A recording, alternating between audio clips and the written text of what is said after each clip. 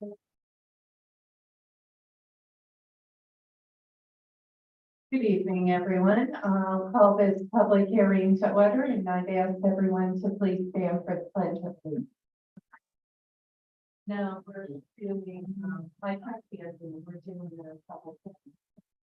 I pledge allegiance to the flag of the United States of America and to the republic for which it stands, one nation, under God, indivisible, with liberty and justice.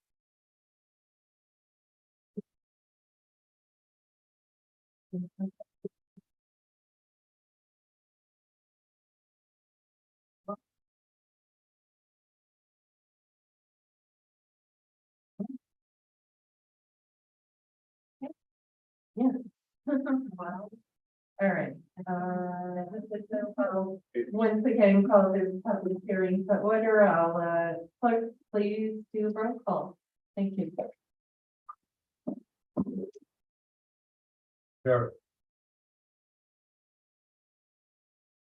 Councilmember Steele. Present. Councilmember Men. Present. Councilmember Conley Wilson is absent. Councilmember Sorrento. Here. Council President Mazzello. I didn't know. I'm here virtually, guys, just so. Perfect. Thank you, Councilmember Conley Wilson, for joining us. Thank you. Of course. Awesome. Council President, I move that the council resolve itself into a committee of the whole for the purpose of conducting a public hearing. Thank you, Councilmember Gully Maria, to please read the publication. City Council of the City of Troy will hold a third investigative public hearing on Thursday, September 21st, 2023 at 5:30 p.m. in the City Council Legislative Chamber, Troy City Hall, 433 River Street, 5th floor. Troy, New York, regarding the following matters: the unsafe conditions of the structures at Harbor Point, Garden Department complex that necessitated an emergency evacuation of more than 50 apartments. Thank you. We're now going to conduct this public hearing, but our witness that we subpoenaed, I don't believe is here. Lisa Durkis. Okay. We'll give it another couple minutes. Maria, do we potentially have a number for Lisa? Eric, do we have a number for Lisa that you know of or no? We just have an office number. That wouldn't do any good at this time of the day. Okay, while we're waiting, why? We have a 6 o'clock time for her. No, the 5:30. Yeah, It's at 6 o'clock. the subpoena said 5:30. We have And, copies. Councilman Ben has a copy. I'm pretty sure it's 6 o'clock, but I wouldn't be surprised.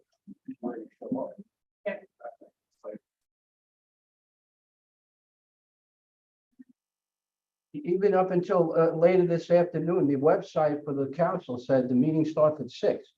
The finance, not the public hearing. The public hearing stuff. 5:30. Oh, okay, we're calling, thank you. Thank you. 5:30, I stand corrected, thank you. No answer, right? We're calling the office now, Everett. Thank you.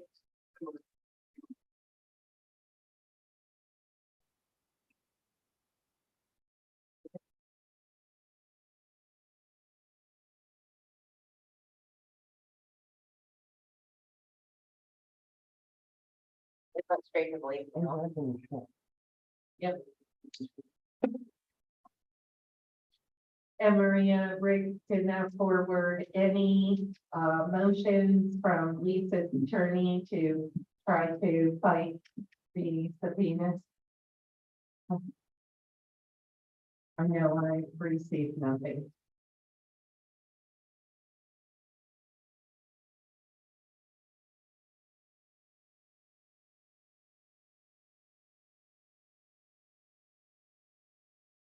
Well, what we can do is move from Lisa to our first witness, if that was okay, Ashley. Okay. Thank you so much for joining us, and hopefully Lisa does show up. If you could please stand, and Maria. Please, take, Ashley's oath and please state your full name. Thank you so much for joining us.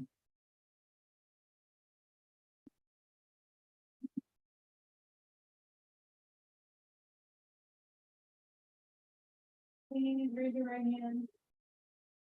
Do you solemnly swear or affirm that you will tell the truth, the whole truth, and nothing but the truth in your testimony tonight? Yes.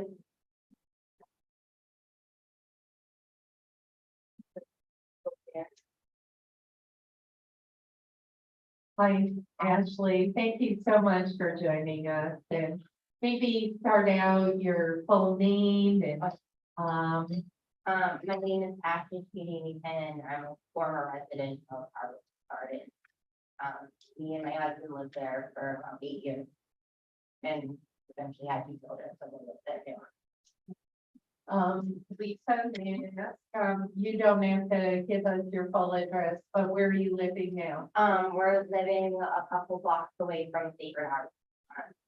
Oh, nice, great neighborhood. My husband grew up there. Good luck. Yeah. It's a great area. Yeah.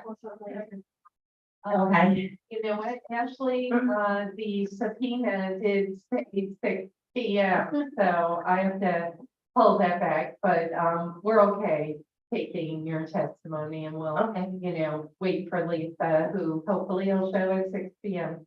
Ashley, thank you so much for joining us once again. You lived at Harbor Point for 8 years, I think it was about 8 years. a long time. Ashley, can you take a step back, tell us, you know, before the eviction, what you noticed, if you called anyone, what was addressed, what wasn't addressed, and then we'll take it from there. Absolutely. So, when we first moved in there was a good maintenance man there that we like worked and, you could get a hold of, but more recently, the current people that they were there before the new owners that are still there doing maintenance. The number that you were supposed to call, nobody would ever answer, and there was no voicemail set up. And when we did talk to them, they were only willing to do repairs between the hours of 9 and 4. Me and my husband worked during those hours, so we would have had to take time off from work, and my husband began basically doing anything that needed to be done and he was capable of doing, because otherwise we'd be losing income. Ashley, what's your husband's name? Addison Lena. Very nice to meet you. And talk to us, fast forward the day of the eviction. Absolutely. So I am currently a UPK teacher, at Sacred Heart, but it's Troy City School District, kid. And so it was actually the last day of school, so I had already spent most of my day trying not to cry. And I ran home to like get all the stuff I was taking with me from my classroom and put it in our apartment before I went and picked up the kids and my husband, because we were a one-car family. So that's when I got home and some of the nice men that lived in my building stopped me when they saw me in my car and like, we're like, we want to warn you, we don't want you to walk over there and be surprised. But I was still surprised, like it was, I've suffered from anxiety and panic disorder pretty much my whole life, and I've never felt so panicked in my life because my daughter at the time wasn't even 1 year old, so we'd never gone anywhere with her overnight. So to think about what you need to prepare for an unknown time for your children and for like pack that into your one car is a very stressful situation. And then, you know, like my son, even when we go to my parents' house, always asks when can we go home. So I'm trying to think of what toys will make you feel better. And my son's on a very specific diet because the bringing has some issues. So like we had to pack all the food that we had in the house because it needs to be ordered and shipped to you. We also have a dog and cat. So we had to try to find somebody that would take our animal. I mean, I guess I should back up that I believe his name's Michael, but I have never met him before, was there and was telling everybody that there was going to be hotel rooms. And I asked him, okay, but I have kids and a dog, and he said, oh, it's going to be suites. And then when I heard that it was the Red Roof Inn, I said, that is, I can't, as a mother, bring my children to the Red Roof Inn with our dogs and stay in one room. And my son never remembers staying in a hotel room. He stayed in one when he was infant. I couldn't imagine the first time you go and stay in a hotel is that you're going to be living there. You would never want to go on vacation. And so we packed our car with everything that we believed that we would need and realized that with all of that stuff in 2 car seats, I was going to have to come back for our dog. There was none of our friends were able, because if they lived in apartments that didn't allow pets or they had their own pets, to take the cat. My parents were not willing for us to bring 2 cats to their house. So I actually set it up that I took the screens out of our windows and put a stool in my car so that I could go back and feed the cats through the window, because we were told that our doors would be padlocked that night. So I drove all of them down to where my parents live near Hudson. And then I had to drive back to Troy with the concern that our door would be padlocked and I'd have to climb through a window to get my dog out. Ashley, that day, did you receive any official notification other than the verbal from Harbor Point? Did you receive official notification from the city or from the property owners? No, I did not. The green paper that is still taped on that door was all that was provided on that day. I believe at some point Michael typed something up and also taped it to the door that said like, I'm here for you, you can reach me at this number. But that later on, I know the city did mail something, which was kind of a little funny because we're not supposed to be there. So how are we gonna get the mail? Council President. Councilmember Gully, and then we'll float around. Absolutely. Did you want to add anything just while you're talking about that day before Councilmember Gully? I don't think so. I think that I said what happened. Hi, Ashley. Hi. I know you said you were living there for 8 years, so you were there under the ownership of the old owner, right? That is correct. Let me ask you about living there in the apartments. Did you feel that the old owners took care of the situations in the apartments well? I think they took care of like the things you needed well. No, So no, I think that the previous owner, was somebody that was trying to make money and did not care about our living conditions. But I do think that at least we had a maintenance man that was doing the work that he could. So that was slightly better. Yeah, you think he did that because he felt like he needed to do that to get you guys up to speed? Because he felt like they weren't carrying their weight at the owners? I'm not sure that I was as aware of it when I first moved in, because,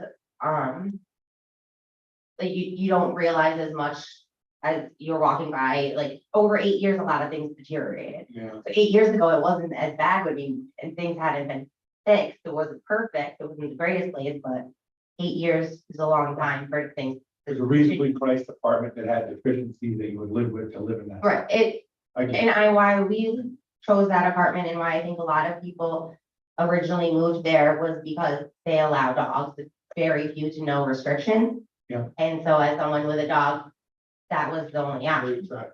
I get it. So did you, during your time there before this incident happened, did anybody see or notice the separation of the brick, the veneer of the building? And did any of the tenants ever talk about that? Like,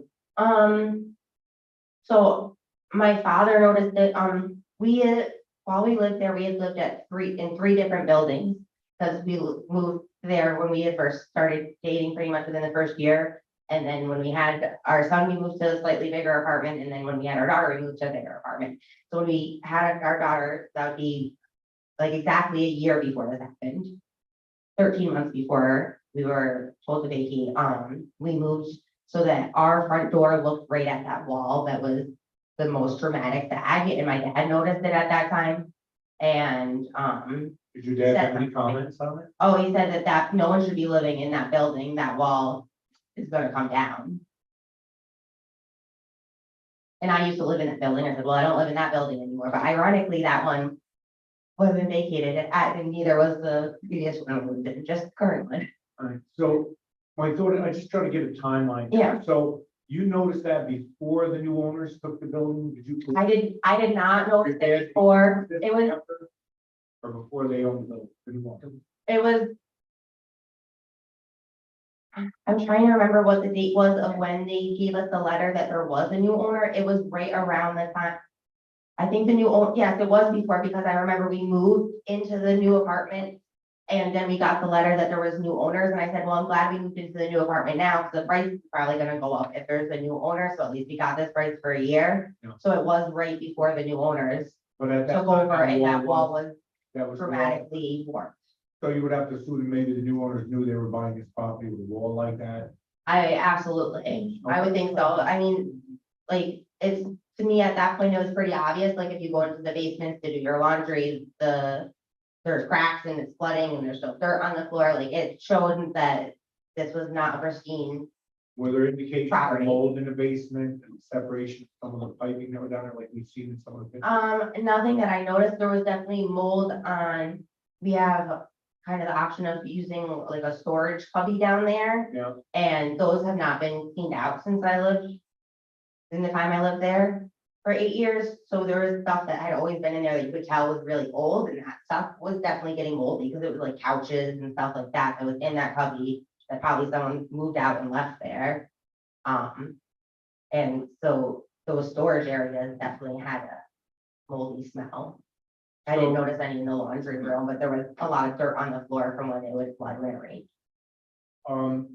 When the new owners took over, did they happen to reach out to any of the residents, say, hey, we're the new owners, we're planning on doing, we're looking to do this work on the apartment? Did they seem like they were looking to upgrade and repair the apartments? Yes, we got a letter when they took over, and I actually found that letter hiding underneath my microwave when we were back, when I was packing our apartment to move out. And it said that they planned on putting in security systems like cameras, and that our front doors would actually lock because they're just open.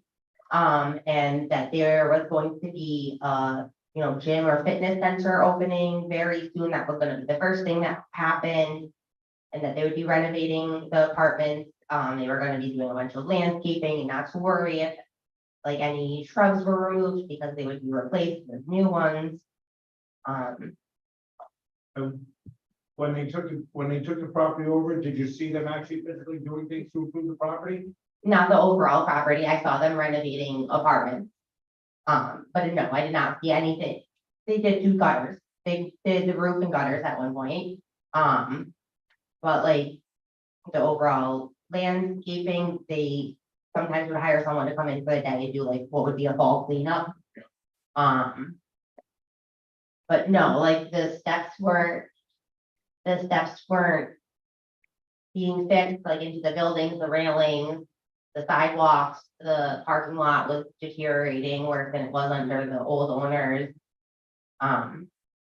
There was just garbage everywhere, which is very difficult as somebody that has a 4-year-old son and is being taught, like, to pick up litter and clean the earth, but there was empty boxes of Suboxone and liquor bottles and beer cans, and I'm like, I don't want you to pick up a empty tall boy of beer, because who knows what's coming out.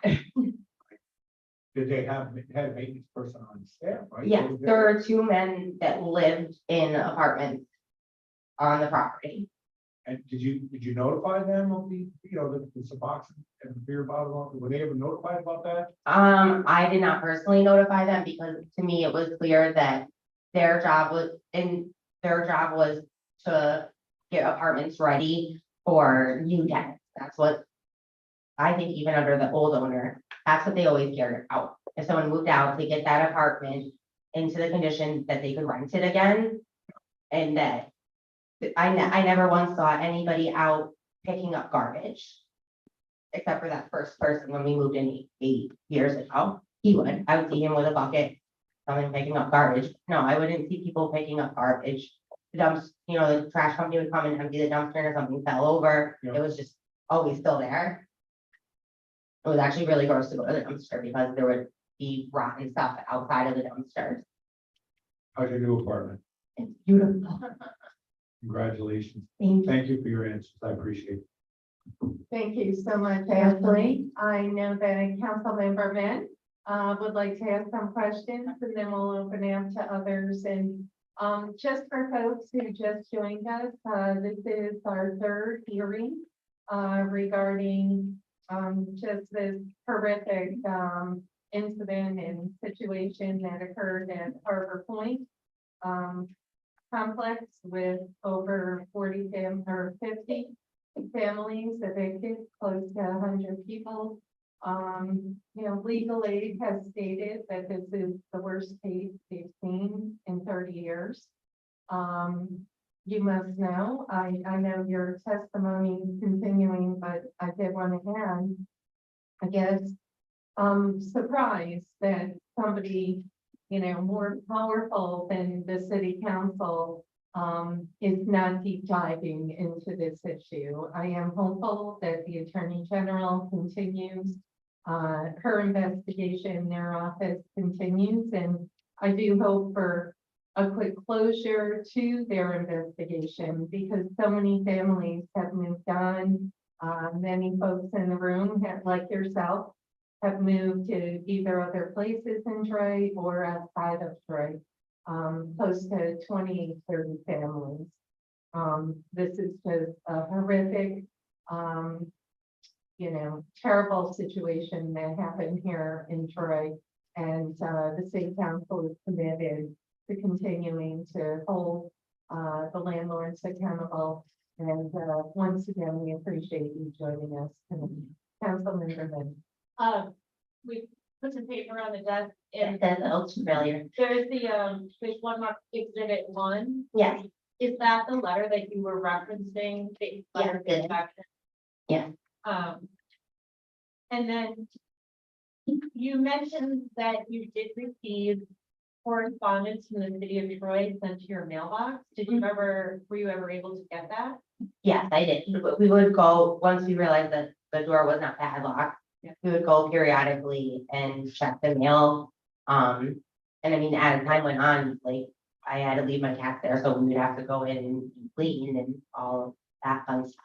Yeah. What did that letter from the city of Troy talk about? I think it was just basically a more personalized notice that you had to take. Did that letter give you any information about what specifically needed to be fixed in order for you to come back to your apartment? I do not believe so. I believe that it was kind of vague, that there was code violations that, you know, our safety was a concern, but I know it was a short letter, so I know how many code violations they had, so it did not list in detail all of that. Did it give you any information about when there might be a hearing or court proceeding that would let you challenge the determination that your apartment was safe enough to live in? No, not at all. And even though the building was posted that you weren't supposed to enter again, you did enter again. Is that correct? Yes, it is. At Catholic. Yeah, and then more and more stuff that you think of that you need for your children. My daughter turned 1 on June 25th, and on July 1st, we had a birthday party for her, so I had to get all of her presents. Did anyone from the landlord or the building management tell you, because the building was posted, that you should not go back into your apartment? I mean, that maybe the day of, but people were always around. Sometimes I would go into the office and ask Lisa for updates if I was on the property, and they knew that we were going into our apartment, absolutely. And then, when was your lease going to officially be? We had just re-signed our lease at the end of May, I believe. And did your rent stay the same? No, our rent went up. How much did it go up? I believe it was $75. I'd have to look at my account, but we only paid that rent for 1 or 2 months, for 1 month, I think, so I don't really remember exactly. Have you received, were you legally released from your lease? Honestly, I have not had the personal strength to fight it at this time. It kind of to self-preserve myself and be able to be there for my children, I had to kind of disconnect from it and stop looking up, for news updates and stuff like that, because it was just very frustrating to see that there hadn't been progress still, even after we moved out. And then my daughter had some serious health things happen in an accident, so no, my life is pretty crazy, and now school started again. Yeah. But that's something that we need to do because they still sent us the text, which we had never received a text for rent for the July, and they actually sent us one for August when they had been notified that we were moving out before August 1st. Which I just found funny, I don't care. Have you received any other communications regarding the rent or like a eviction, start of an eviction proceeding? I have to ask my husband because he's it would have been an email if we didn't get calls or texts. And his email was the one that had. We get anything from them in email? No, Did you receive anything in hard copy? no, Did you receive anything by certified mail? no.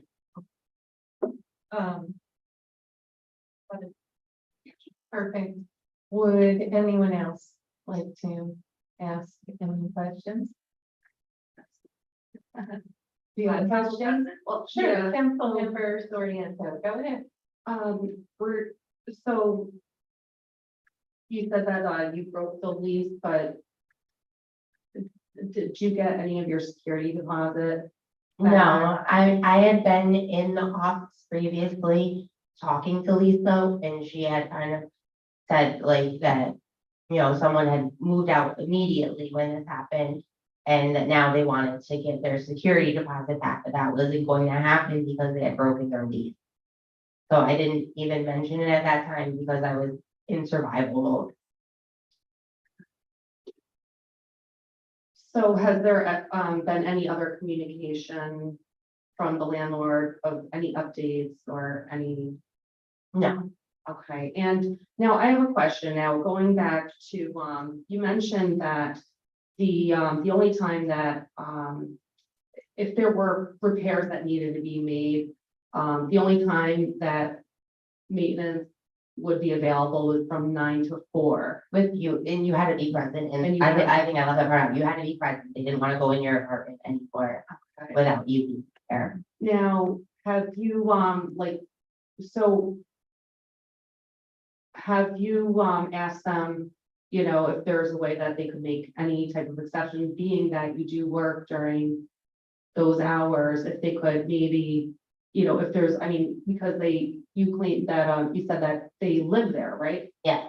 So if there anything that they could do where they can, so you didn't have to take time off from work. At that point, it was posted, I believe, in the apartments, but if you called outside of, or you needed maintenance outside of the normal business hours, and it was not deemed an emergency, that you would be billed. And how much would that be? I don't know, I have no idea because I wasn't going to pay them. Is that part of the lease?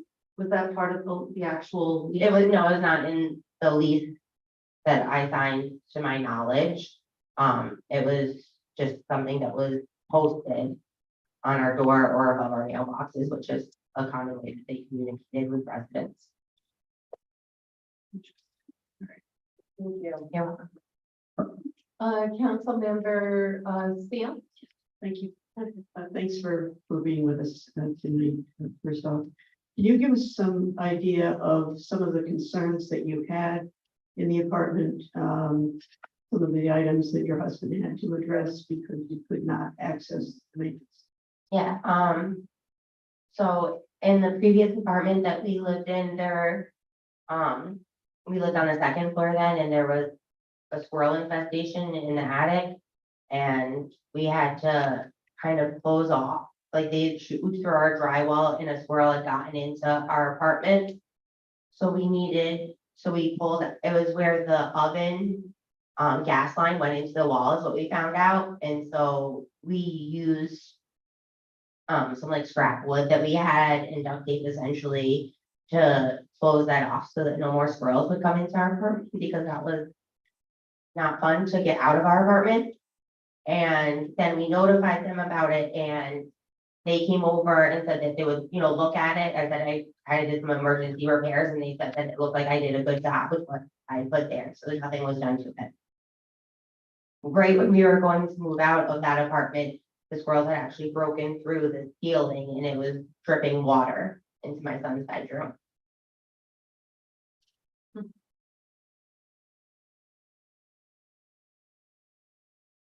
Were there any other concerns that you had while you lived there? Yeah, there would be things like, the fridge wasn't keeping our food cold. That's something my husband got to the bottom of, just things like. There was always plumbing issues in that building that we lived in, which that one was 162. So I know the people that live downstairs, they had like backup come into their apartment at one point. And so when our upstairs toilet clogged, we knew that it probably had a leak, and we actually went out because it happened at night. And so we went out to Home Depot. I don't remember what time it was, but I remember it was dark outside and bought our own snake to snake the toilet ourselves because it was definitely after hours and I don't know what they consider an emergency. So I figured it was cheaper to buy my own snake than to call them.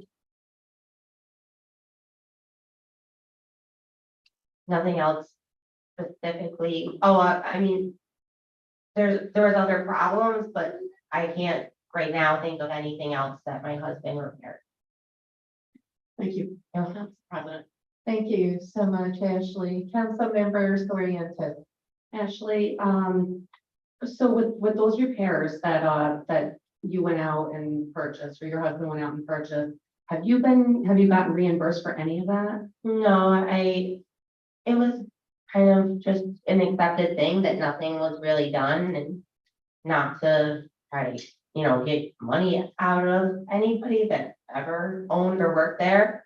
It was, to us, it wasn't something that was even worth our time to try to follow up on, to tell them that we had to snake our toilet, because who knows what they would have said of, it's probably something you put in there. You have kids, they put something in there and you don't know it. So, no, it wasn't. What about the whole squirrel infestation and like all the materials that you and your husband had purchased? Have they even, I mean, has that, you've mentioned that to them, that you purchased all these materials and that you fixed it or your husband fixed it. Have there been any mention of, okay, well, we'll take off your rent for the next month? No. Thank you. Councilmember Conley Wilson, would you like to ask Ashley any questions? Sure. I mean, first off, I just want to say, I'm really sorry you experienced that. Recently, the building next to me collapsed, so I experienced temporary displacement, and that was really stressful and really not great experience for me, and I'm really sorry you've had to experience that.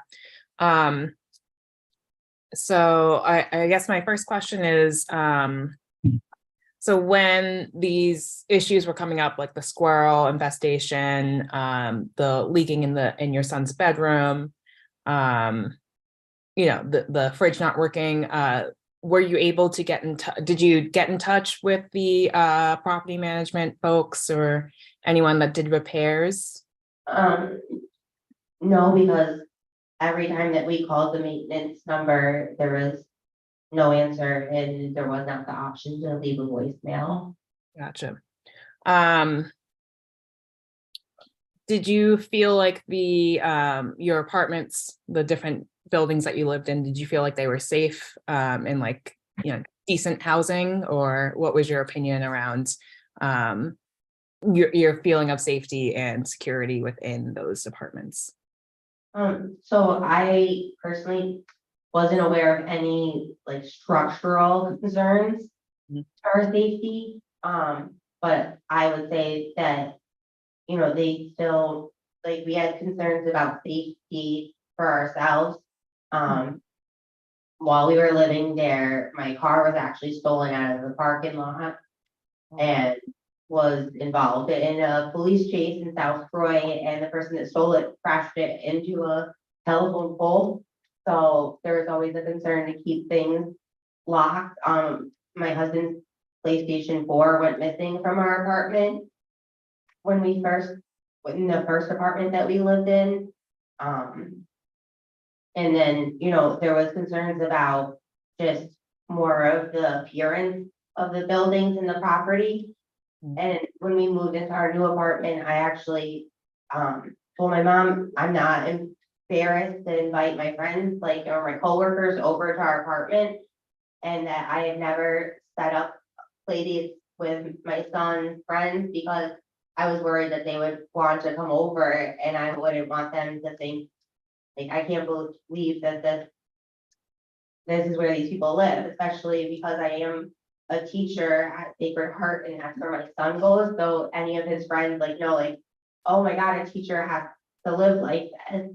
It was kind of embarrassing and not something like I always hated outside of our apartment. We made the inside of our apartment nice and a beautiful home for our kids, but I had lots of concerns about just the property maintenance. I was never aware of the severity of any structural concern.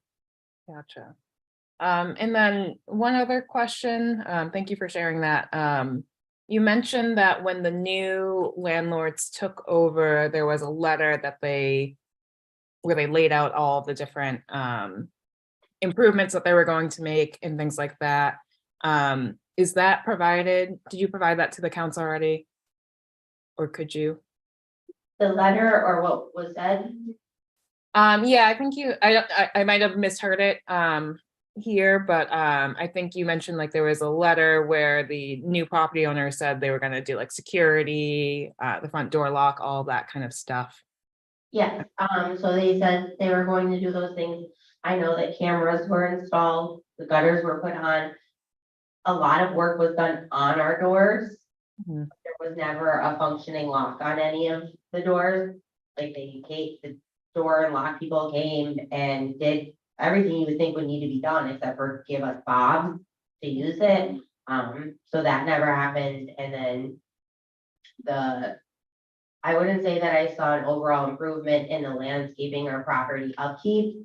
I did appreciate that they twice a year hired people to come in and take care of leaves and spring cleanup because previously that wasn't done to the point that it was an extreme safety hazard because there's very large mature trees on the property. So there's a lot of leaves and then they're deflooding because they weren't cleaned up and they were in sewer drains. If you can find that letter, would you be willing to provide that to the council? Oh, you have it. Okay. They gave me a copy of it, and then that's the same letter that I originally got and then found again when we were moving out. Excellent. Great. Thank you. Council member, I'll make sure that council member Mem forwards you that letter. Great. Okay, Thank you. thank you. And, oh, sure, council member Figueroa. I just have a question. In the letter it says, Speak into the mic. Thank you. in the letter, it says, it states something about rumors. Please do not stress and worry about any rumors you may have heard. Were there rumors on the previous experience properties or something like that? What's that about? I think the rumors were that people had heard that the property had been bought before we were actually notified by this letter, because there was groups of nicely dressed men walking around our complex, which was not normal, so people had heard that it was bought or was going to be bought by new owners. And so I believe that that is what they were talking about by the rumors. Good question. Thank you, Councilmember Figueroa. A couple follow-ups, Ashley. How much, if you don't mind, do you mind divulging how much your rent was per month? I believe that it was, we had a 2-bedroom, 2-bathroom apartment. And I believe that the first year we lived in that specific apartment, it was $1,350. And I believe that it went up to $1,425 a month before we were forced to vacate. That's not a chunk change. I mean, to have an apartment like that, that's certainly not affordable rent. And, I'm so glad that you landed, in better conditions. My son also attended Sacred Heart and the PK program, so I'm happy to see you there. Ashley, the playground. Did you see the recently installed playground? I really found that an affront and a slap in the face to the tenants. I did not, but I was told about it because one of my students from last year lives kind of across diagonal from the complex on the corner of O'Neill and Delaware Avenue. So when I saw them at school, the child's grandmother had told me about it. Ashley, may I ask you the comparison of the rent you were paying at Harbor Point to the rent you're paying now? Please, you don't have to disclose the exact amount. Is it at least comparable? No, it's about $300 more a month. And heat is not included where it was previously included. In our rent. Ashley, the maintenance, before the new owners took over, what was, the protocol for maintenance with the prior owners? There had always been something at the office that you could fill out, like a work request. And then there was always a number posted of all the mailboxes to call for maintenance. Even with the previous owners, they had gone through many different maintenance people with varying degrees of work ethic. Gotcha. And, you know, Ashley, you mentioned you were there for 8 years. I'm sure you created friendships, camaraderie. Folks here in the audience are here to support you and their fellow tenants, even though they moved out. You know, I believe you wanted to stay at Harbor Point because your friends, your, you know, acquaintances, etc. You know, 8 years, you build major camaraderie in a neighborhood. Talk a little bit about that, please. Yeah, I mean, to me, I feel like it wasn't as much of a loss as it was to my son, because to him, that was our home. I might not have liked it, and I might have wished that we were able to find something nicer. But even still now, he asked, when are we gonna go back to our old home? And I try to tell him, like, look at our new apartment, it's so nice. What do you mean? But that was his house, that was his home. And so that was very difficult. And we did not want to move.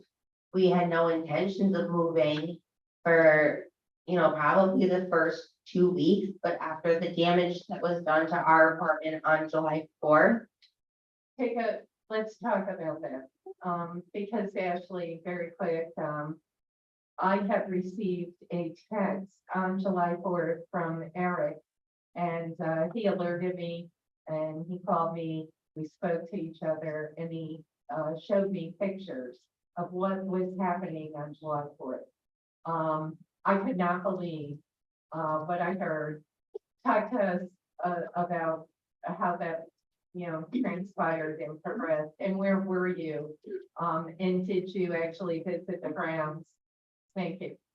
So on July 4th is when the people that were hired tried to take down the brick that was a safety concern. And I was there when they were setting up to feed the animals because I was driving from Hudson to the apartment daily to take care of the animals. And they were taking sledgehammers to the walls. And I saw like bricks dropping onto people's air conditioners and stuff like that. What happened to our apartment specifically, my son, the window in my son's bedroom was ripped out of the wall. Something had fallen on the air conditioner box. And so his bedroom was covered in like small pieces of brick and dust and insulation and drywall and all of those things. Because we weren't notified that anything was going to happen like that for us to be able to prepare the areas for that to happen. Our bedroom window, one of our bedroom windows was damaged to the point that you could see the light from outside around the whole frame. And something had fallen on the air conditioner that was in our air conditioner box. So there was a large dent in that. And then there was a hole in the drywall from where a sledgehammer went through the drywall. And they put up the building wrap, but they didn't even like nail it around my son's window. So like anything or anyone at any point could have climbed through my son's window and taken any of our belongings.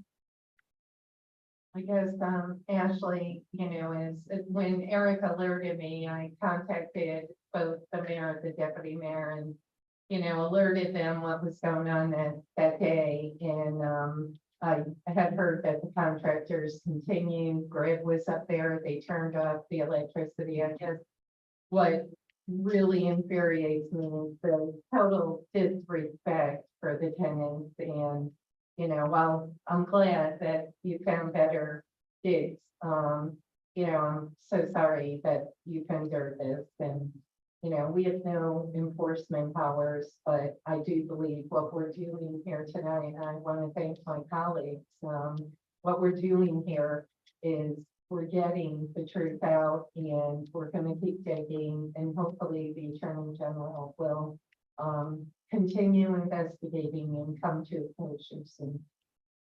Did any other council members want to ask anything of Ashley? Sure, Council Member Sorientos. So, with all that, all of your damaged property, that occurred on July 4th, was any of that replaced? At some point, they had contacted us and asked if they could walk through our building and our apartment to see the damage themselves. And I was there for that, and they told us that they would replace or reimburse us for the air conditioner that was in that window. Or not window, the metal box to hold the air conditioner. But no one ever followed through on that. We were never spoken to about that again. And honestly, I didn't even remember that air conditioner was in there until after we had left the apartment, because there was a metal cover that you could put over that, and I put that over it since the whole box was coming off the wall. I thought maybe that would keep burning out. So none of your belongings have been replaced or reimbursed? No. By the time we had moved out, which was at the end of July, there had still been no repairs to the apartment. Thank you. Ashley, how long, a couple last quick questions. How long did you stay at the Red Roof? We never did.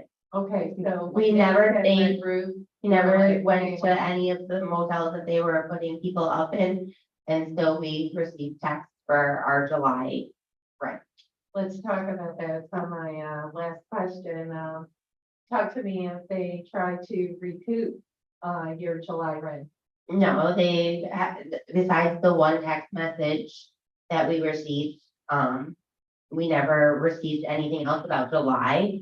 we received on the beginning, I believe it was August 1st, something like, don't forget your rent's due, through the text message again, and me and my husband just laughed because You were we don't out, live there. yeah.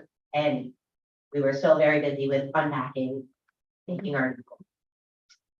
Well, I'm happy to hear that you landed in a new place. I do hope that, you know, some compensation will happen from our inquiries, our hearings, and hopefully the Attorney General's investigation.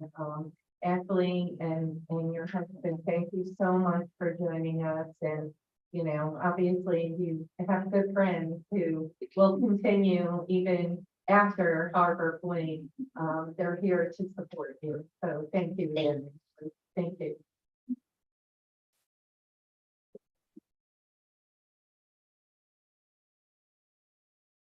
Thank you. So, Ashley, you speak for the documents of it. Oh, yeah, Unless you want to copy. Thank you, Ashley. Next, we would like to ask Lisa to join us, and I believe Lisa is with attorney. Thank you so much, Lisa. Lisa, if you could please, continue standing, and Maria, our clerk, will, administer the oath. Do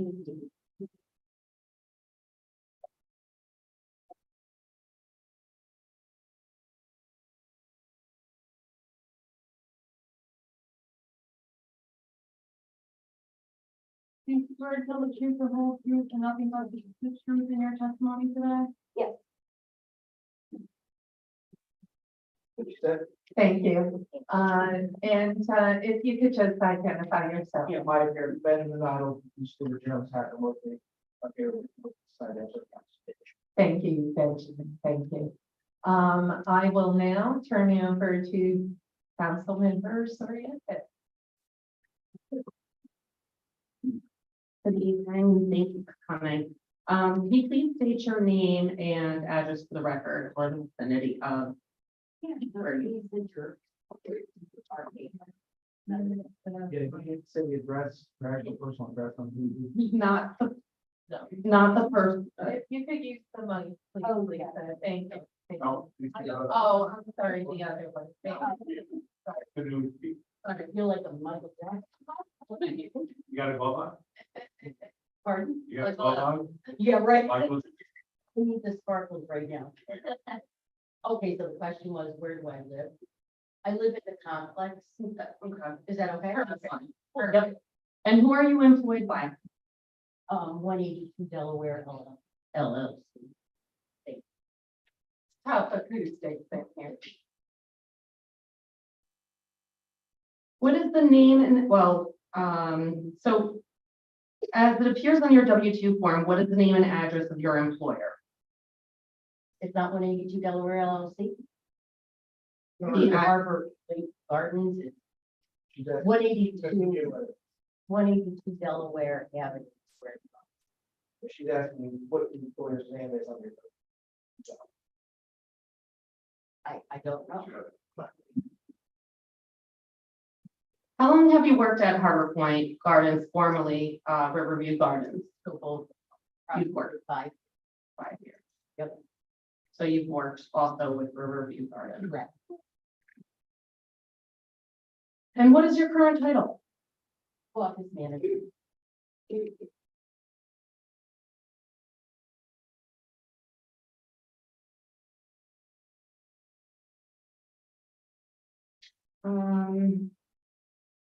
Have you had any other past job titles at that location? At that location, no. It has always been office manager? Okay. And what are your job responsibilities there?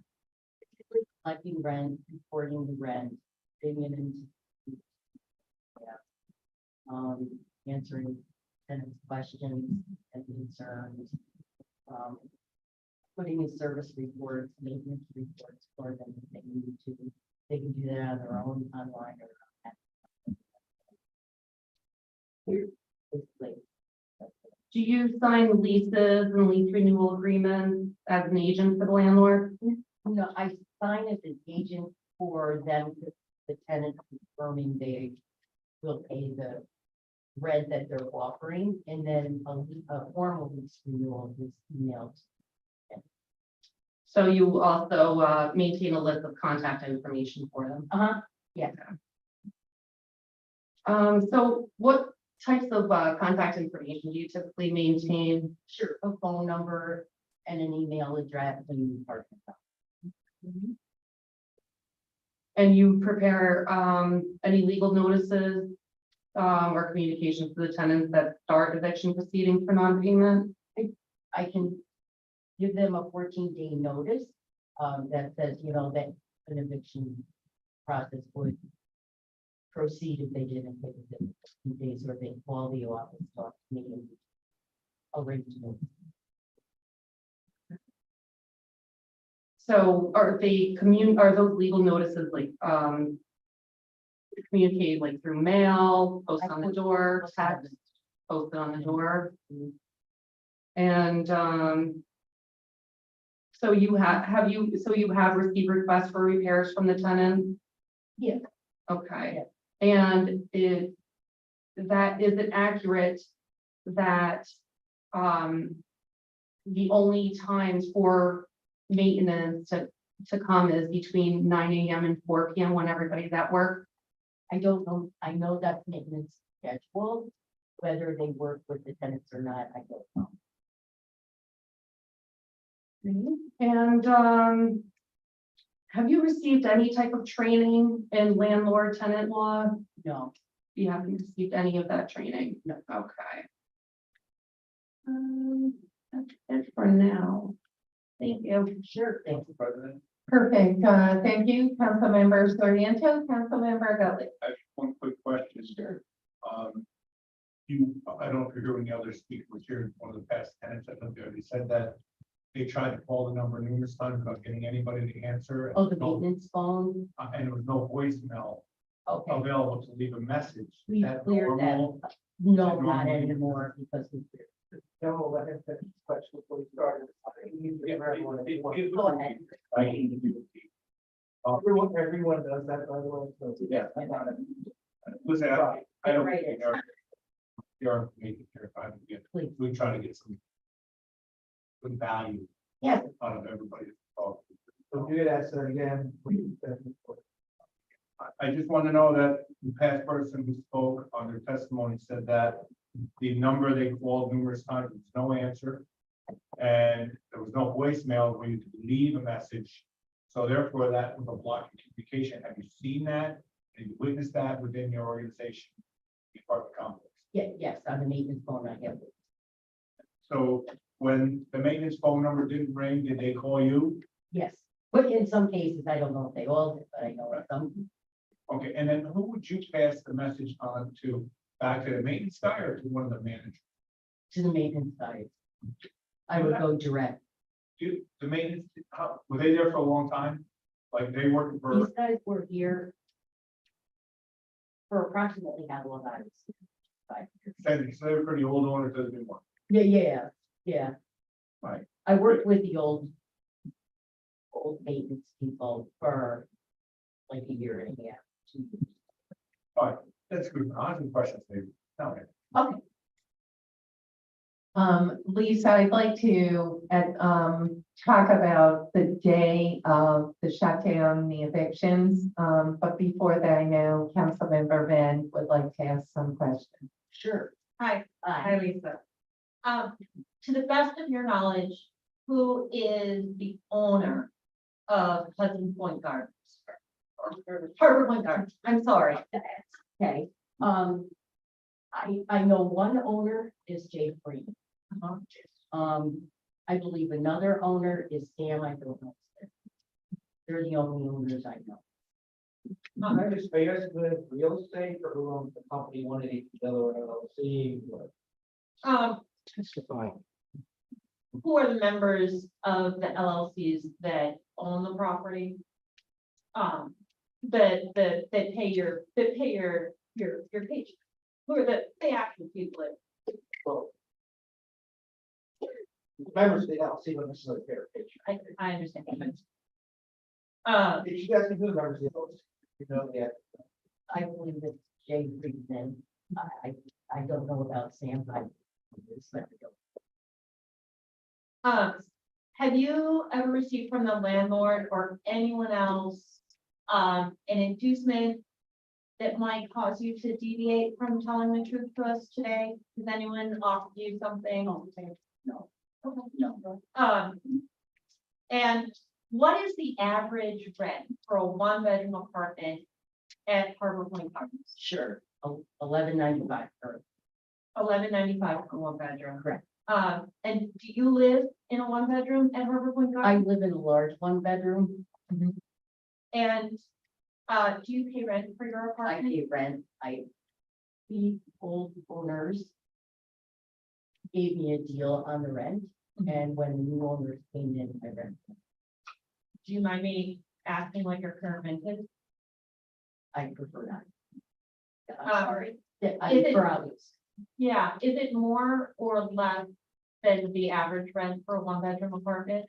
I think it's the average rent currently for a one bedroom.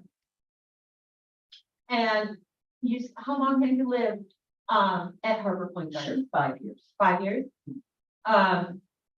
And we have on the table for you that letter labeled exhibit 1, the welcome letter. And that introduced the new ownership after the building was sold, signed. Did you write that letter? No, Do you know who wrote that letter? no, Did you distribute that letter? I believe I did. How did you receive that letter to distribute to the tenants? It had to be email, and I copied from there, I believe. Michael, I believe, may have written this letter, but I don't know if it was approved by, me. And who told you to give it to the tenants? Michael. That was Michael.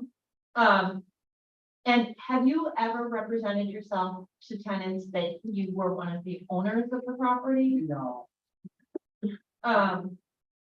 And because in reading the letter, it's a little confusing, about, because it said we, I will read you the, first of all, we would like to take this time to introduce ourselves as the proud new owners of Hudson Point Gardens, and we're excited for your this Harbor. Harbor Point Gardens. I'm really sorry. I might say that more than once. And you were one of the undersigned along with Michael Evangelista. Yeah. Do you see how that could give the perception that you could be one of the, have an ownership interest? well, no, because it says office stairs, so I kind of take things like, so I never.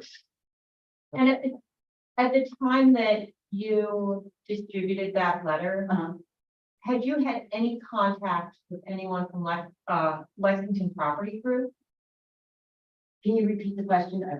At the time that you wrote, or that you distributed that letter to the tenants, introducing the new ownership, had you had any contact with anyone from Lexington Property Group?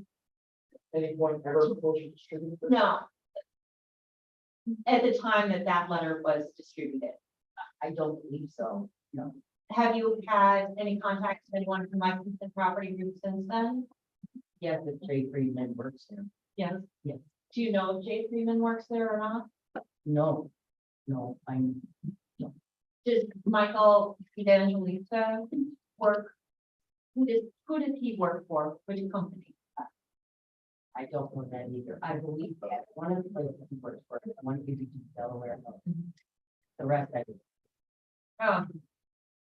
And I know a lot of my questions are sort of, they're technical, they're about the ownership. I don't know this. But the office manager really knows everything and everybody. They're the smartest person in the room. Oh, yeah, no, you ask later the front desk. How did they tell you when the property was sold to the new owners? How did you find that? Oh, God, it was right away, like they took it over in like 2 days, so the old owners kept it from me and I was pretty much in shock. Yeah. So that's how. How did they tell you? Did they do it in writing, by phone, in person? In person, In person? And who was it that introduced themselves as the new owner? Jay Friedman, Jay Friedman? And then who did you understand to be your new boss? Jay, Jay? mhm, And then who is your direct supervisor? Jay. Jay Friedman? Mhm. And who do you understand to be Lexington Property Management Group to be? I think you're talking about something that I don't know anything about, but I think Jay is a part of it. I don't know. who Owns it. Because I think he's part of it. Okay. And then when did you first meet Bob Howard, who was here? He testified before us. Yes, I met him I believe the second day no. I met him the day that we were kicked out. So what is that, 22nd or 23rd? The 22nd? Yeah. Yeah, June 22nd. Yeah, because they were together. Did he tell you what his job title and who he worked for? I knew he worked for Jay. I don't know his job title. I just know his job title. Yeah. Right, so that was- And then, when did you first meet Jay Friedman? Was it? I met him when he came for the property right before they left. I said hello to him and stuff. He said, And did he introduce and say, you know, who he was, what his job was? just Jay. Yep. And then, do you know who Samuel Schwartz is? I don't, but I thought he was the one that owned that. But I don't know. Okay. And then who is Victor Mandel? And what is his relationship to the property? Okay, he manages maintenance. Again, I don't know who it's for. Comes once or twice a week at least, but that's what. And then, who's Michael Evangelista? I know his position is director. According to that letter. Yes, according to that letter, it is that, he's really a agent for us. I believe there were changes made. Yeah. Of this. And who do you understand that he works for? Which company? I don't know what company, I know he answers to Jay. And then what are Michael's job responsibilities as far as you understand? As far as I understand, then it's to rent apartments. And does he do like the advertising as well? I don't know, I believe he does, but I don't know that. Okay, yes, David, you know, absolutely. Well, those are my questions for the moment, and I know Jim has some questions as well. Council President. Yes, Councilmember Gully. I don't agree with your question. I really want to ask you myself. Yeah. The day that this event happened. And you were in your office, I think, and came into contact and said, hey, this is what we're doing. Was it the engineer? Was it somebody from your upline management? When they came and say they're shutting down a building, 58 are to be evacuated. Who said that? Who Get came out, to you and said, this is what we're gonna do? And what was your reaction? code and shop. So it was code and who? I mean, it's my answer to that was shock. I felt shocked. Oh, I code was and pretty shop. much like, Did anyone ever come to you with complaints about the brick veneer coming apart like that, separating? no, nothing, In all your time, nobody ever came to say, hey, we should look at this, something going on here? no. What would you say was the one major complaint of the residents of and I'm going back, listen, the new owners only had a place for you. Yeah. Most of the things were systemic past that point that occurred before the new ownership took place. What was like the largest, like, thing that your tenants were worried about or called you about, things they want to repair in their apartment? What? Lately, it's been basically aging apartments Yeah. that were not properly maintained in the past, So you don't feel the maintenance was up to par what it should have been for the apartment? in the past. I believe everything.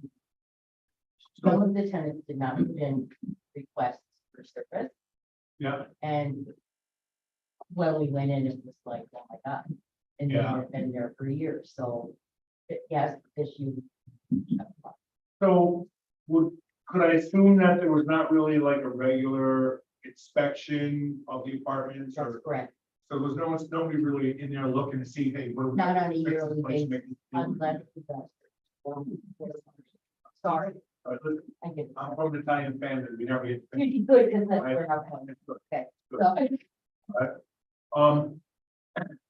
Your main fee, how many people do you have there and was there 1, 2, 3 maintenance people that work there most of the time? At what point? Well, let's start, how about under the old owners, how many maintenance people do they have? 2. 2. How about the new owners? They had 3, 1 is in the hospital, brain tumors in the back. Yeah, So but- 2. Okay, so 2 that were working. Were they, I mean, who's guiding them as the, checking out, I mean, these guys made a multi-million, whatever, purchase, beautiful complex that they wanted to redo it, see that, well, you want to redo it, and make it nice, for people. I understand that, it's always a value, that, I know that sometimes you get in these projects, they become bigger than the dream. And they become more divisive than the dream, and it kind of separates what they want to do from what they need to do. And I imagine that there were so many reports, and I'm trying to get from you, if you felt the tenants had a lot of concerns over the apartments, that was causing your maintenance people to do a lot of other things, besides what their schedule of repairs was supposed to be from the beginning, according to this letter. That's all. Did I say too much of a sentence there? Because I got really. No, So what is the question? The question is, when they bought the apartment, somebody had to inspect that complex for problems. Nobody spends that kind of money without someone can say, hey, you're gonna need to do this, this, and this. Nobody in the business world does that. My question is, they put this nice letter on all things they were gonna repair, and they said in here that the work on the place are July 1st in 2022. And I know they had this plan in mind. Something happened at that apartment complex that caused the maintenance people to move in different directions. Away from some of these repairs, and we heard the person saying they couldn't even get a solid lock on the door. So something had to be taken away from this list of good things they were gonna do for tenants. To start going after those repairs during that year that they owned the building, or some of these other things would have been completed. At least that's just my interpretation of my thought. I could be totally wrong. Trust me. there are lots of service. Guys that Were they overwhelmed with reports? perhaps they would. And especially when this law was there. It got really hectic. Oh, my gosh. It was tragic to see something go that quick. So what, the code person that came to you and talked to you, what did they say to you? In the best of your recollection. Just like closing the place down, and the tenants called me because that person was not being on windows, and staying out of your apartment, and by the time I had left work, there are walls and complete, in my opinion, And who was the person from code that you dealt with? just Who is Dexter? Dexter's the fellow in He's the fellow with the brain. My best wishes for him. home too. When the vacant apartments became vacant, was it those same 2 maintenance guys that went into rehab or renovate an apartment, or did they have an outside firm that came in? They had outside people come in, So they had like a business that came in separately. a demo team, Was that the same demo team that sledgehammered the bricks? I probably, oh, you know what, I don't know that. Yeah, I did, but that's okay. All right, listen, I understand. I don't know. Do you have the name of the company that was renovating the apartments? No. It wasn't like an established business, or just a group of guys? I don't know that. And those people were, I assume were hired by the company, you know, who hired these people to do the renovations? I don't. Okay, fine. Good. Any of the workers that fix the property, do they all live on site also? Or maintenance fellows? Yeah. Yeah. So they're all right there 24/7, Correct. but then they only allow them to work 9 to 4. Wouldn't that? Well, I mean, unless there's an emergency that water is involved. Right. Well, So they did handle emergencies outside of that timeline. yes, yes, Okay, that's great. on emergency. Did the maintenance guys, are they in that unit 158A? Were the maintenance guys in that same building, 158A? Not really that substantial. To be curious.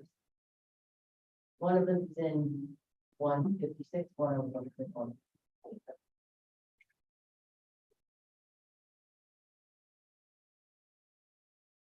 I know they replaced roofs. I heard they put new roofs on, which could have been Yes, part of the frustration for the Brexit. That new roof goes to the water a little fast. that's the first thing. Instead of getting soaked in.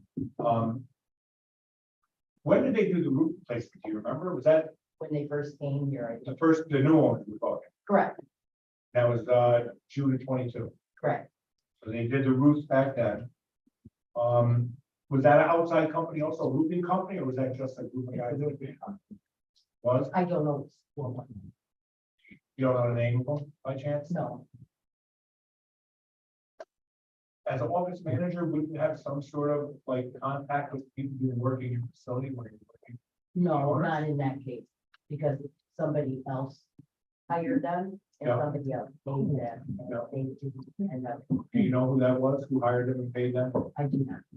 I would admit, I do not. Okay. That's fair. I I would get it. think yes. I get it. When you saw them doing the roofs, it looked like they did, you know, like they were moving along, really good quality roof. I'm just wondering, you know, when you do a roof, sometimes you get guys that do straight lines and sometimes they kind of go like this. Did you feel that they were quality workers putting on the roof? I don't know much about roof installation, but it looks like they're doing Yeah, fine. me neither. Did it take them a long time? I don't remember how long it took them, but it was at a good pace, but I don't know. Were there any concerns that you had towards work being done at departments or not being done at departments that you would express to the owners? No, You had nothing that you said, hey, we should really look into this? no, unless somebody came to me with an issue, I thought it.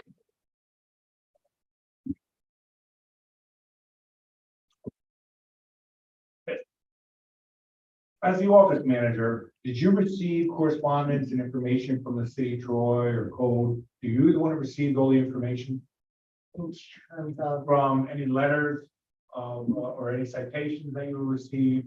Were they going to you first as the office manager or to someone else in the 182 LLC we program? were going to, I would get the letter after. So the you would fact. receive, Yeah, I guess like if there was a code violation. Right. Or they were gonna displace the tenant. After the fact that they did those things, I would get receive a letter in general to the office. did you ever have any concerns over those letters of citation from the city of Troy? Well, I had more concern when they told me what those. You know, like, when we filed. Yep. And did you ever talk to the owners of the property or the upper management about these concerns, about these citations, you know? Yes, yes, and they have meetings on them and Victor is involved as well, Yeah. and to the meetings. Did you feel they were pretty attentive on trying to correct the problems when you brought it to them? Yes.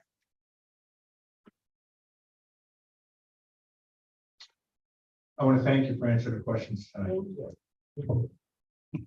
Lisa, I want to dovetail Councilmember Gully, quickly about that day. I was there, if you recall. I remember The first time you and I had met, and it was complete chaos. There were tenants who had no idea, that they were being evicted. Folks some tenants weren't home. Some tenants were up in their home and didn't even know that they were being evicted and came out and saw kind of chaos and said, what's going on? You were in the office, Mike was kind of running around. I'm trying to recollect the scene. I mean, it was a scene out of a movie. It was horrible. I guess, are there, clearly the chaos that took place that day, you as office manager, Mike as the director, were there any protocols in place for something like this? Say code came in and shut down a building. I mean, do you have any, as office manager, I got it, internal controls, I oversaw an agency. So saying that, were there any internal controls in the office to prepare and have, a preparation plan and evacuation plan? What if there was a fire? What type of internal controls are there, if any, at Harbor Point? I don't think there are. Well, you would know, I mean, as office manager, you know what I'm saying, and, She may or may not. well, she just admitted she doesn't know of any. So, Yeah, and then you said you would know, and that's. okay, I'm not getting into legal, back and forth, Lisa. Thank you again, so you don't know of any evacuation, internal controls, evacuation plans, if there was a fire, evacuation plans, safety, emergency plans, you know of none that are in possession in your office. Correct. Thank you. Let's take a step back that day. You were on the phone and, I felt for you. I really did. If you were totally unprepared, not your fault. Mike was running around, telling people they're being evicted at the same time on the phone, motels. There were disabled people who needed special accommodation. There were folks with pets who needed special accommodations. Can you walk us through that day? You said that, who came in again and informed you, and how did they inform you, and walk us through, please. I believe Kevin informed me.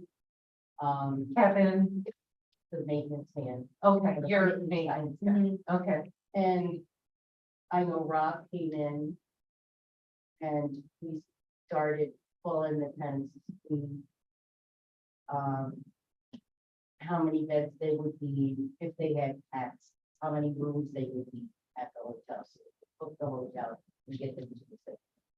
I recall that I was overhearing and news stations were walking around. I mean, it was total chaos.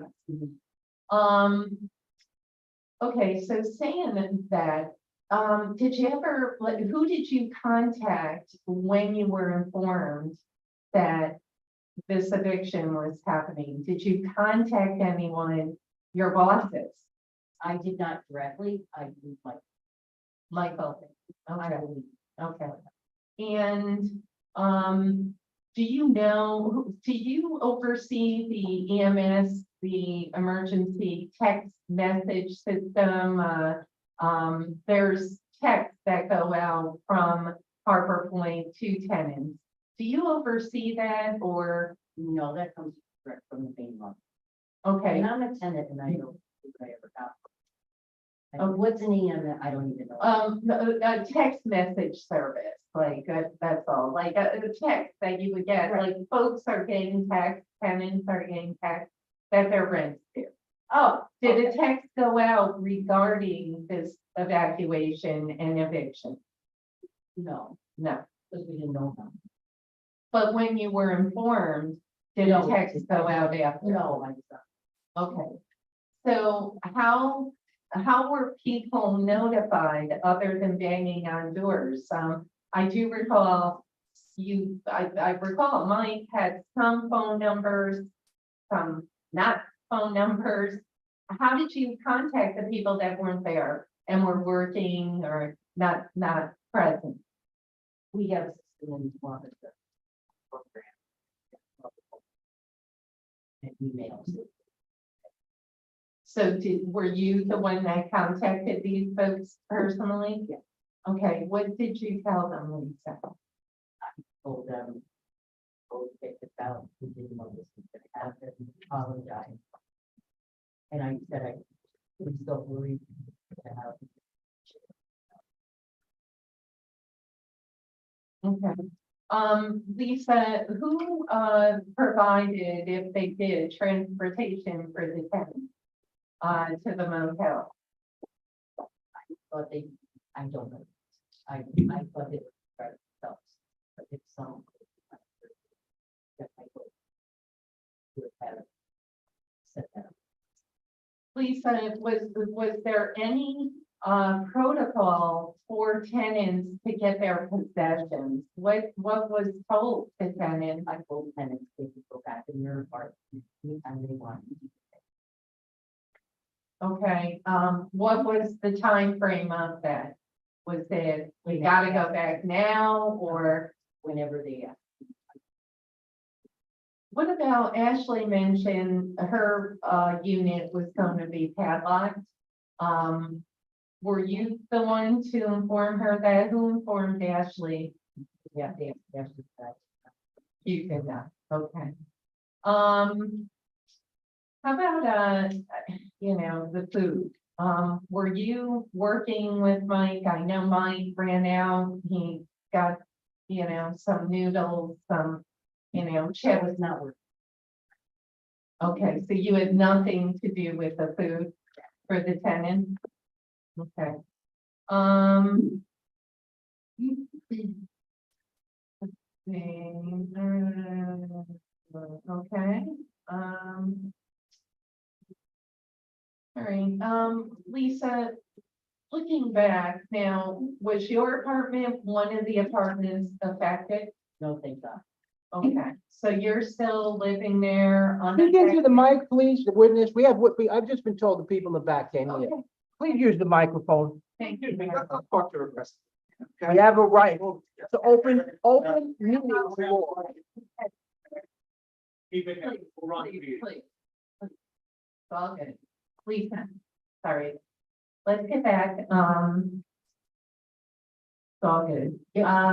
So, I think I asked you, yes, your apartment. Yeah. Not impacted, so July 4th, just sledgehammering, all that sledgehammering. What about the electric? Were you impacted at all? July 4th, the electric was turned off. Were you impacted by that? Yeah, I think I was. Yeah, it was up, yes, I think it was up For a week? I'm sorry. It's okay. I don't remember how long it was. There was a lot going on, I'm sorry.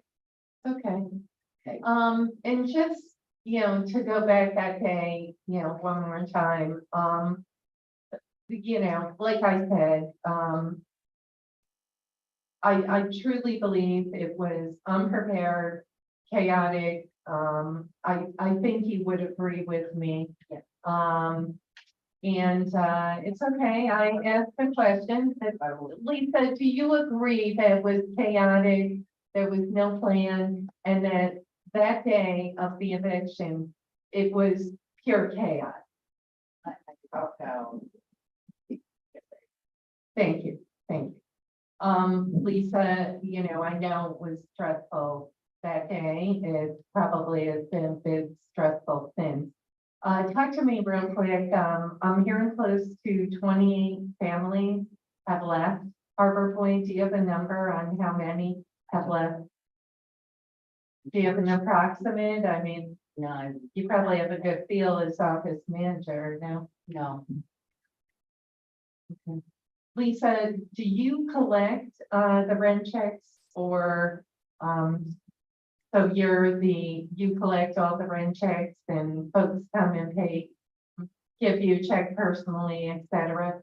Unless they pay online, Okay, but yes. so there is an online. Correct. Okay, thank you. And Look, I'll now hand it off because I know Councilmember Mann has some questions regarding checks, and then we'll hit Councilmember Conley Wilson and then anyone else. Okay, Lisa, thank you. We'll talk in a few minutes. Thank you. Thanks, Lisa. I know it's so many questions, but it's really important. I know, And I appreciate it. And our microphone is not the strongest. You have to hold it really close, like you're about to sing the national anthem.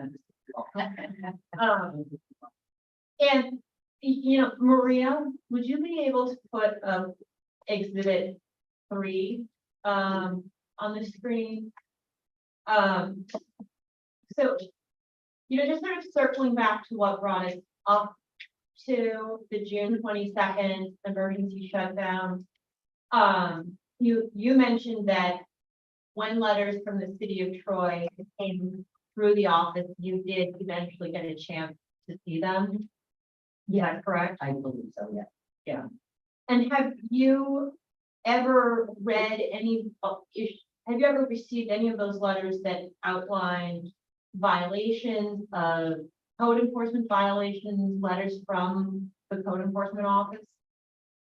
I've never read them because they told me about them and I figured I already was on the sheet and I handed the sheet to that meeting.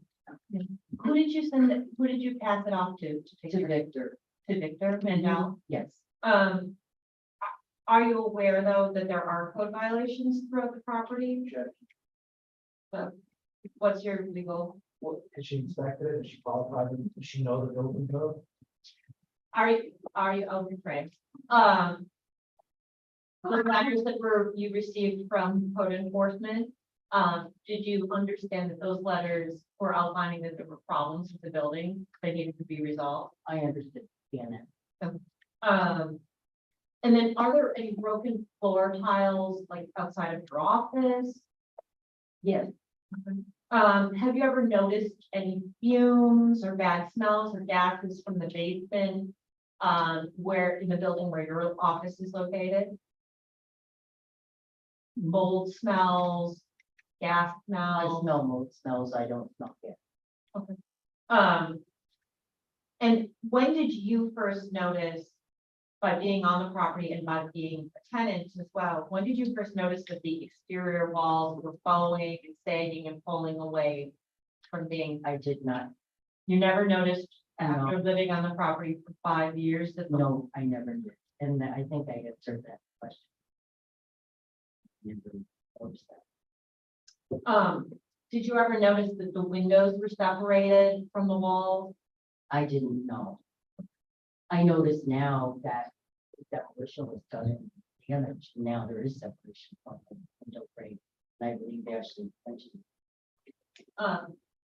And then have you ever noticed while you're walking throughout the property that the sidewalks were uneven or that there were exposed, missing walkways, cracks, not level planted? Yes, there is a plan to fix those, it was in the original plan, I don't know where it is. In that,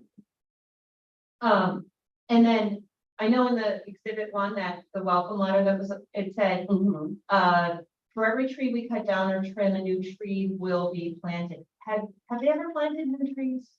I think they planted new bushes, but I don't know that I saw a tree. And then, I was gonna ask a little bit about the flood, on the property. Oh, yeah, okay. And when did you first notice the property would flood, outside of buildings? Outside.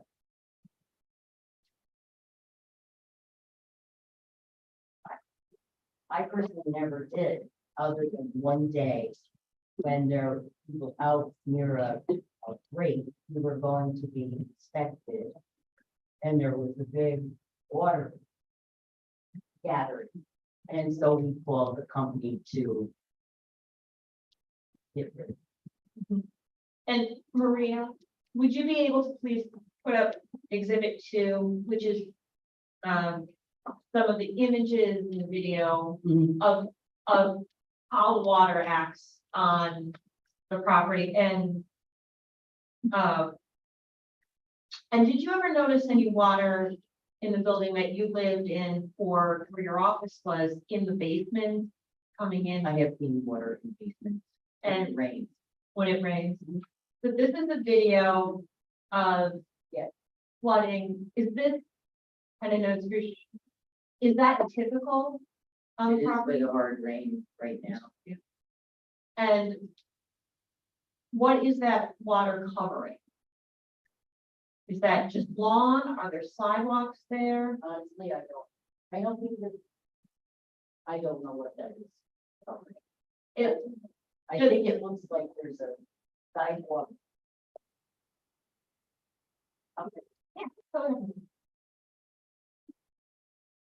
That's a side, okay. so So, that's, so would you say that that sidewalk looks like it is underwater? that sidewalk. And would you consider that to be flooding on the property? Yes, Okay.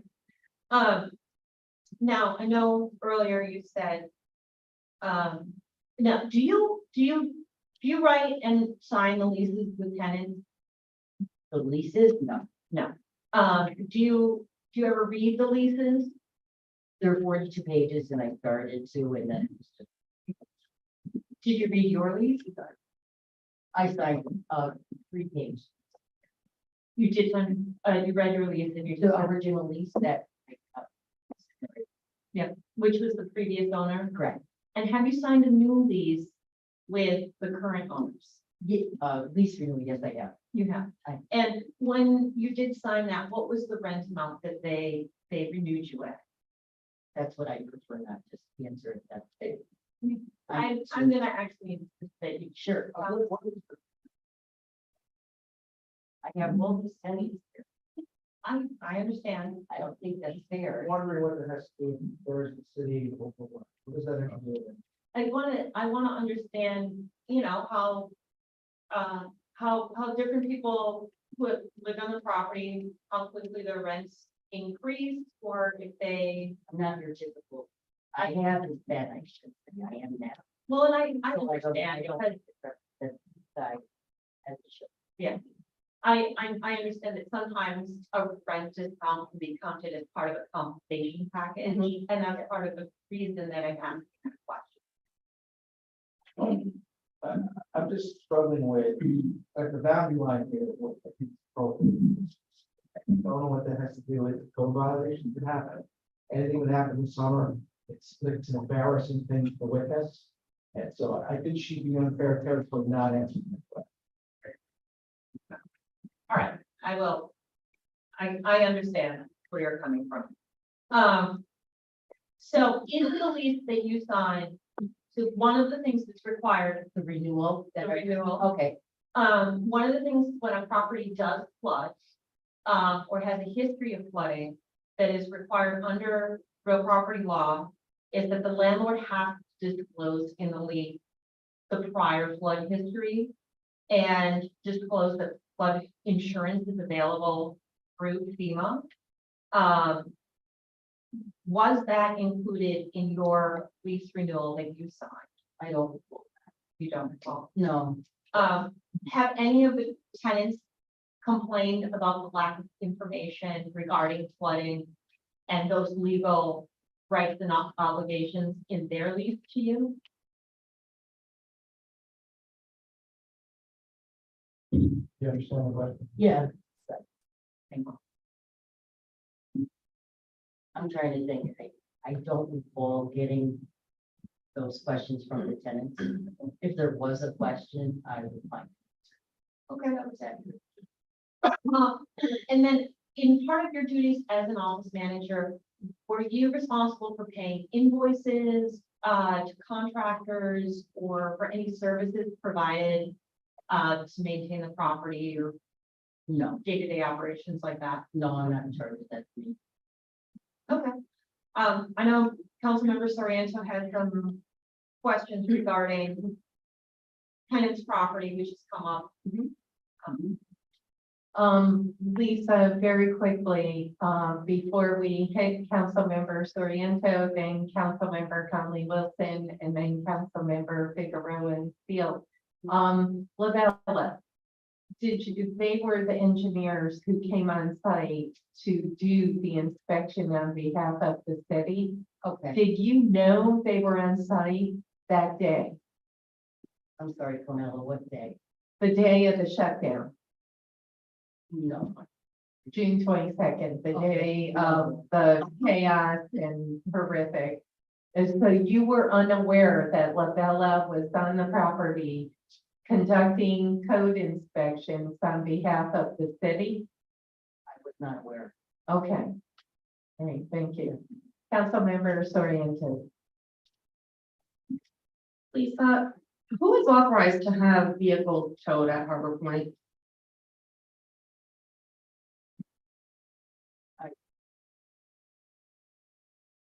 I don't know the answer. I am not. Is Michael Evangelista authorized to have vehicles towed off of Harbor Point? I don't know the answer to that. I don't know if he needs a further authorization for him to implement it. Okay, so, do you know if any notices, do you know of any notices sent to any of the tenants regarding their cars being towed? I think there have been notes to tenants to ask them to move it or. So exhibit 4. A letter here dated March 22nd, 2022. Yeah. Threatening to tow away cars belonging to that tenant. Who created this letter? I did. It's not really threatening to say they need to fix your cars. Or what you're gonna. Go with that, if they can't sit in parking. Okay, but you just said that you are not authorized to have vehicles towed. Because I was given permission. then, but- You were given permission. Well, the third person's letter is not told. Okay, so on September 3rd, the same tenant. Now this is exhibit 5. Same tenant received a tow, a letter. With the same cars away. So who, did you create this letter? Would you give it, I'm sorry, Exhibit 5, is December 1st, 2022? yes, correct? It's the same exact letter, So who told you to create that letter? the name of it. Slash Michael get or Kevin get that. Okay, and who from the main office? It would have been Jake. Jake? Yep.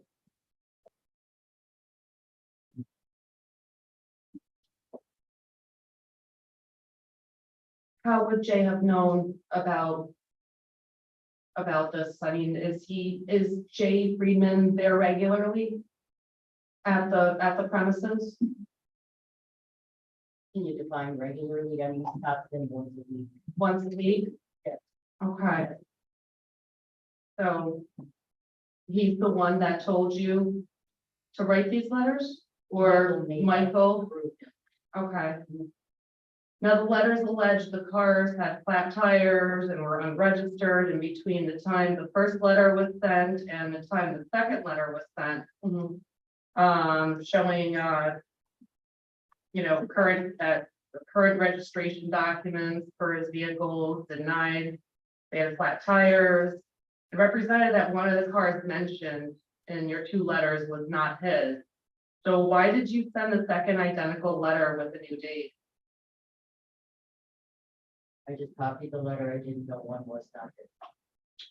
So exhibit 6, there's an apology letter dated September 3rd, 2022. Later that day, you admitted to wrongfully sending letters and represented that someone convinced you to create the letters. Who told you to create them? And send the letters. Is that still Michael Evangelista? What was it, number? Exhibit number 6. September 3rd, 2022. Mhm. And what was the question about the letter? Who, Oh, yeah, I screwed up, because I didn't know the cars were registered at the time. And I went over to Eric's place and I apologized sincerely, and I wrote this letter to him, because I felt terrible that I didn't. To put this on his door, because I felt funny, that's right. so. So you went on your own then to write nobody told you to write the. Correct. Okay. But. Mr. Evangelista told you to write the 2 prior letters. The first prior letter, and then the reminder in September. Apologies. So the final reminder that was sent, Mhm. was there, I mean, was there any type of follow-up to see if that was still going on? If that actually was happening? I don't think so, obviously, I was not a checker. So, If the cars were registered. I mean, is this like a regular template that that like, is it like a systematic thing that you send like reminder letters, without even checking, No. to verify? No, if I it's not. Okay. All right. That is all I have. Thank you. You're welcome. Thank you, Lisa. We'll now, move on to Councilmember Conley Wilson. Thank you, Councilmember. Of course. Okay, so I'm just gonna continue on with some of the, sorry, hold on. I'm just trying to, where I'm supposed to be. Okay, so, on July 4th, there was workers damage to electrical meters and other power supply components.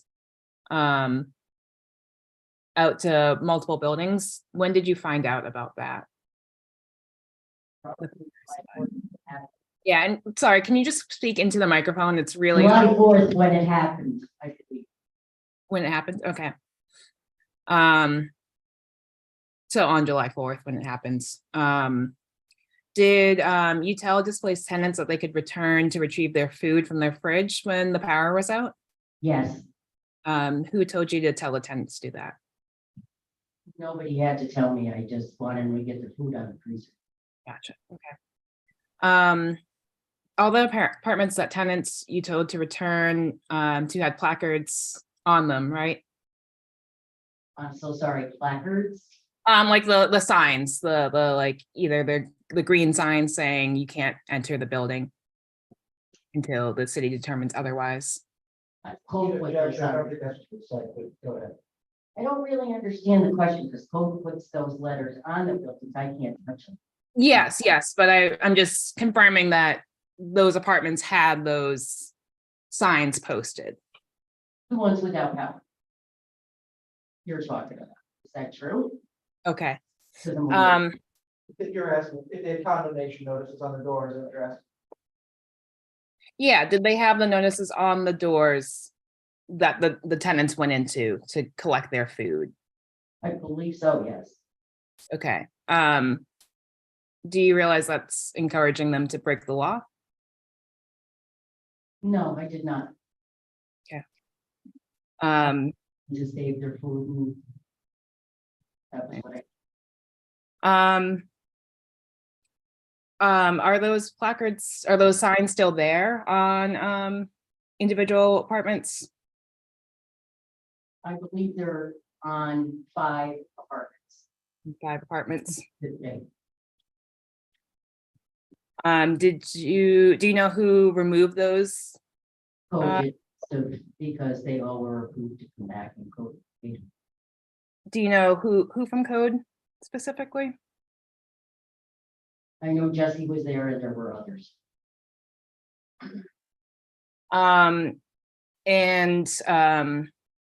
Did that happen before the city found those apartments fit for habitation? I'm sorry, did what happen? I think I'm a little confused. So when those placards were removed, was that before the city, like, was there like any sort of like notice that these apartments were fit for habitation? Yeah, Is there- code told us and they removed the signs. Okay, and did you ever take a look at that whole list of code violations for each of these units or buildings? I did not personally know, I'd asked Joe, because it did be fixed. I glanced at it, yes, and it, but I didn't memorize. And were you ever given a copy of those that you retained?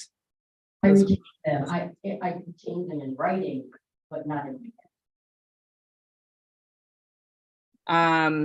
So when code was coming in and taking a look at those, those buildings, sorry, I'm just, It's okay. so when those violations were cleared, did you have a list of those? Like, were you going on and checking off what violations were cleared?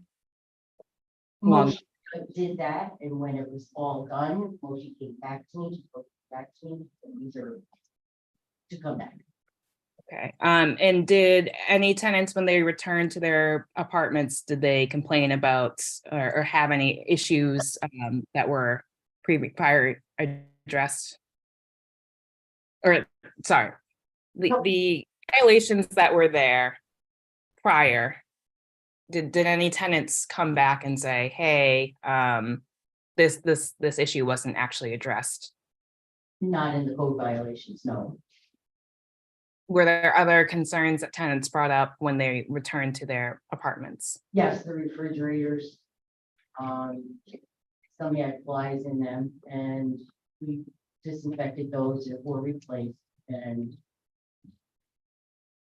that was the thing. Did any tenants have concerns about the windows in their apartments? Yeah, they may have, there may still be gaps, yeah. Did anyone say?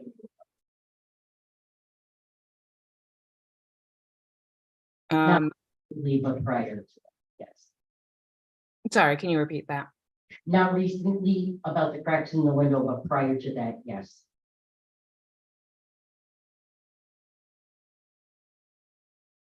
Okay, I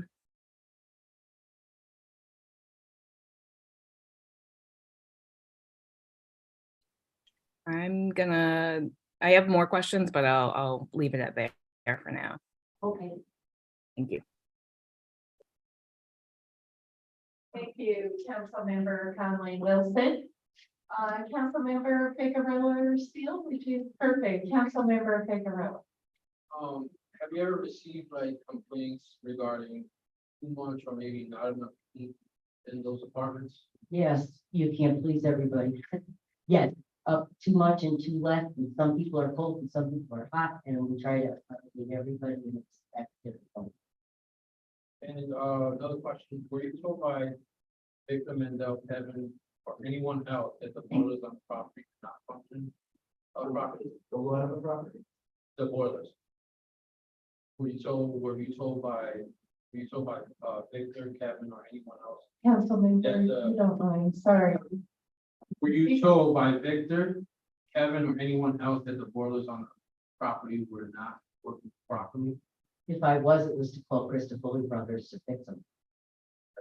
And at any point, were Chris Foley or the company brought to the property to fix any of those issues?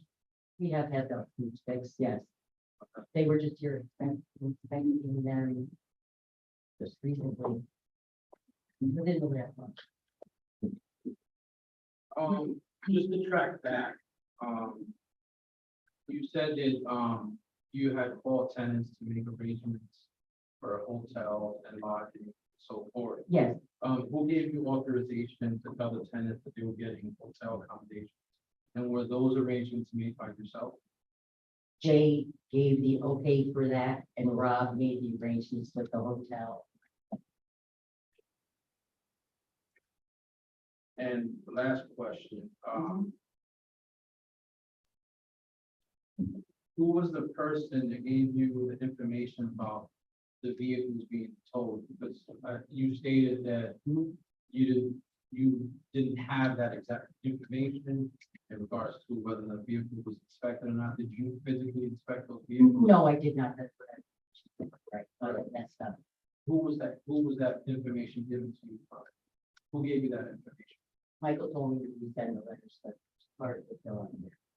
So to your knowledge, Michael provided you the information. Those To my vehicles knowledge, was not inspected and needed to be told. he didn't tell me that, he said the letter. Do you guys contract out in regard, to your knowledge? If those vehicles needed to be towed, is there a contractor or a contract you guys have with towing companies that removes cars? I do, In this particular I situation, believe it's only came on this. that's all. Thank you, Councilmember Figueroa. Good questions.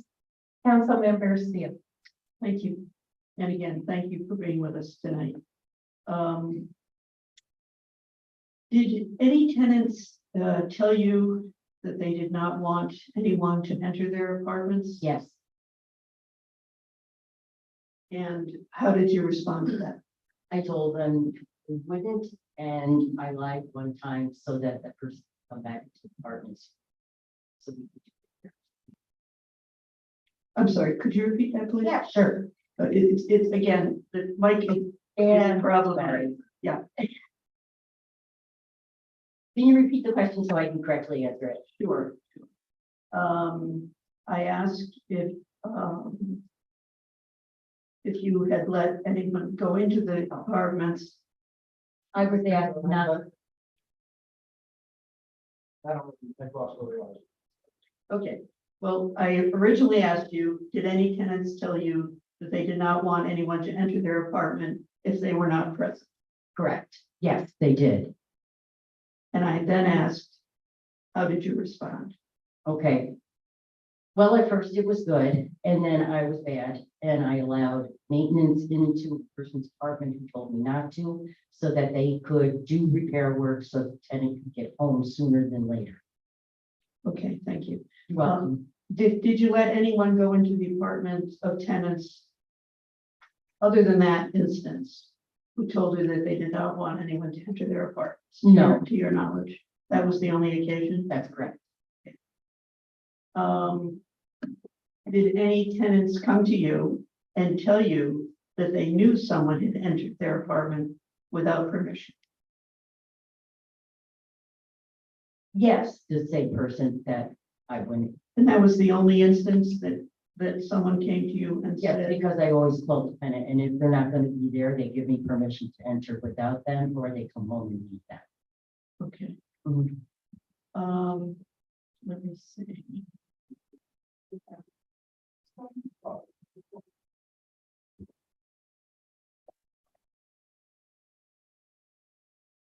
Did I miss something?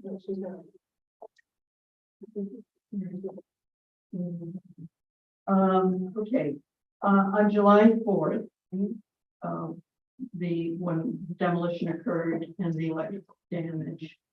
And the power components were knocked out to multiple buildings. When did you actually find out about that? The day it happened. On July 4th? Yes. Okay.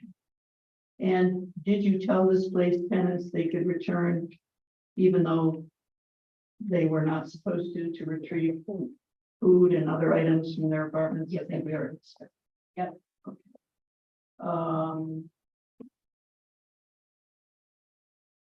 I think that's all for now. Thank you.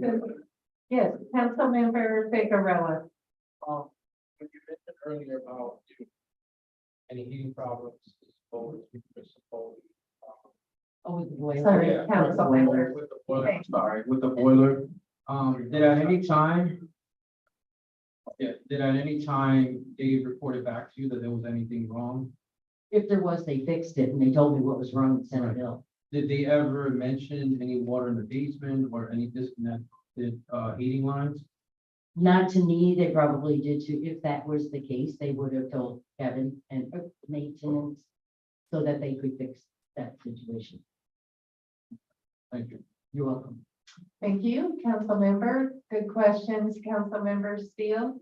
A couple quick questions, Lisa, regarding, just compensation for tenants, maybe refunding. You may not know the answer, you may. Do you know if, any refunds of any money to the tenants who paid their July, August, and September rent when they lived in the motel, not in their apartment? Will any money be refunded? That hasn't been decided. They're negotiating that on the ownership side. And they haven't determined what results that will be. Okay, you know, obviously, these tenants are under so much stress, so to leave them hanging. I want to ask you, Wes, a couple other questions regarding compensation, but I want to ask you, throughout this whole, horrific, 3 months for the tenants, there's been times that the tenants have been informed that they're being booted out of the motel. Unfortunately, obviously, they wouldn't have anywhere to live, and all of a sudden, 10:05 in the morning, it's renewed the day when they're being told that their time is out. This has happened probably 3 times Just during. they quote me on a Sunday, the one person, and I don't blame them. And there is a lack of communication because Michael, You think? every week, that thing on the same day, every week, that is renewed for another week. So Michael, he's the one that does that. Sorry. Okay. And he faithfully does it, and he talks with one manager, not the desk. The desk is the one telling these tenants, with the one tenant I know about, that their thing is up, the reservation's up. And then I call Michael. We calm the tenant down because I have to reassure them that is not the case, which it never is. We would never do that. But why, you know, I can't answer the communication problem. You know what I mean? No, but is that a lack of communication on Michael's behalf or, you know, not renewing it prior? I mean, think about it, you know, their units aren't going to be open and you're leaving these tenants hanging in the wind. They're already under stress. Many are losing weight, et cetera. I mean, it's terrible. And now they had to worry about their motel Right. being up for another week. So, The communication within the hotel, between the manager that Mike speaks with and the hotel employees that are telling them this, is the lack of communication. In my opinion, that's. Lisa, what was your communication with tenants at the motel while they were staying there? Did you stay in communication with the tenants, or was it essentially they're there and? No, I maintain communication. In the beginning, it was every day when I could give them an actual update, to tell them something. Yeah. If there was nothing to tell them, that was later down the line, and then the call slacked off. Okay. You're aware, obviously, many families have moved on. Yes, of course. You probably established many relationships. Yes, I did. From a real personal level, and I know your attorney's not gonna like you saying personal, but tell us how this has impacted you. Because clearly you created relationships and you're not just an office manager tenant. It's hard. And it's just part of how I do things, and I try to stop it, and I was told by the former owner that I can't do that, but it's pretty hard. Yeah, I get that. Yeah. Regarding the rents, are you involved in the decision-making, regarding, compensating tenants with their rent? the first question I'd asked you. Sure. I don't handle that. Jay does. He gives me what he wants to raise it to. I give the tenant. I think she's asking about, even about decision making process, whether refund or rent. Oh, no, I'll go to bat for the tenant Gotcha, and negotiate. What can we do for them? gotcha. Because this is too much. So Lisa, I mean, you heard, Lisa Lade actually stated that this is the worst case they've seen in 30 years. Communication, you've mentioned, horrible. All the way around, the communication with everyone, terrible, terrible. Has anything happened internally at Harbor Point to improve internal controls, communication, evacuation plans, if this were to ever happen again? Has anything been done with your office in terms of improving those internal controls? I don't know, nothing has been done in my particular office at the complex. The main office, I believe they have plans in that they're talking about the best way to go about this in the future. I have not gotten those, what they've come up with yet. Yeah, and I mean, you're the office manager, so you Mhm. need to be included in that, obviously. Yeah, I'm included when it's implemented. Because And I there- saw you that day.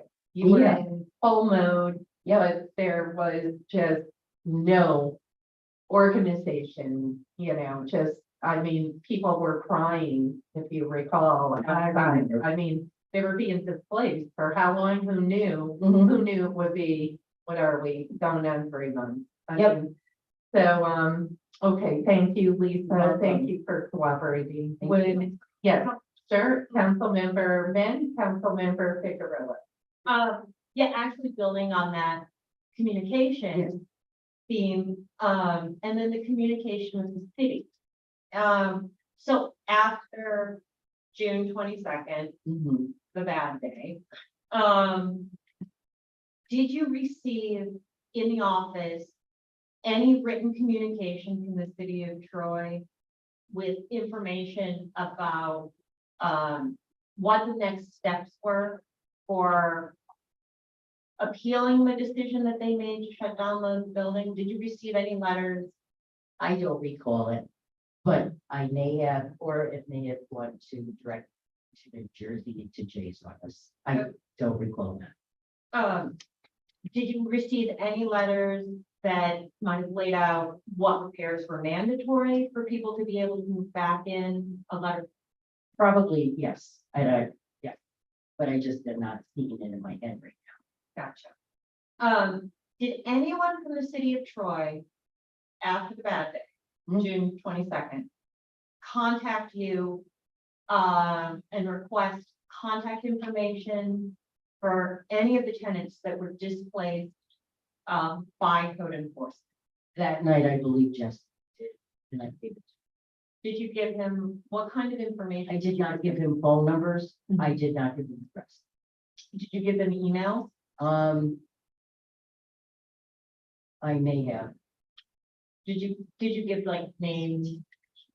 I think I just gave names If and. you don't remember, you have to say. Yeah, I just- Just. But I gave them sign. But he requested information for the people who were displaced. No, he requested the rent. roll, and I wouldn't give it to him, that personal information on it. But was there ever a request for just basic contact information for the people who were displaced? I don't recall that. There could have been, but I just don't. But you never sent that information to the city. Not that I recall.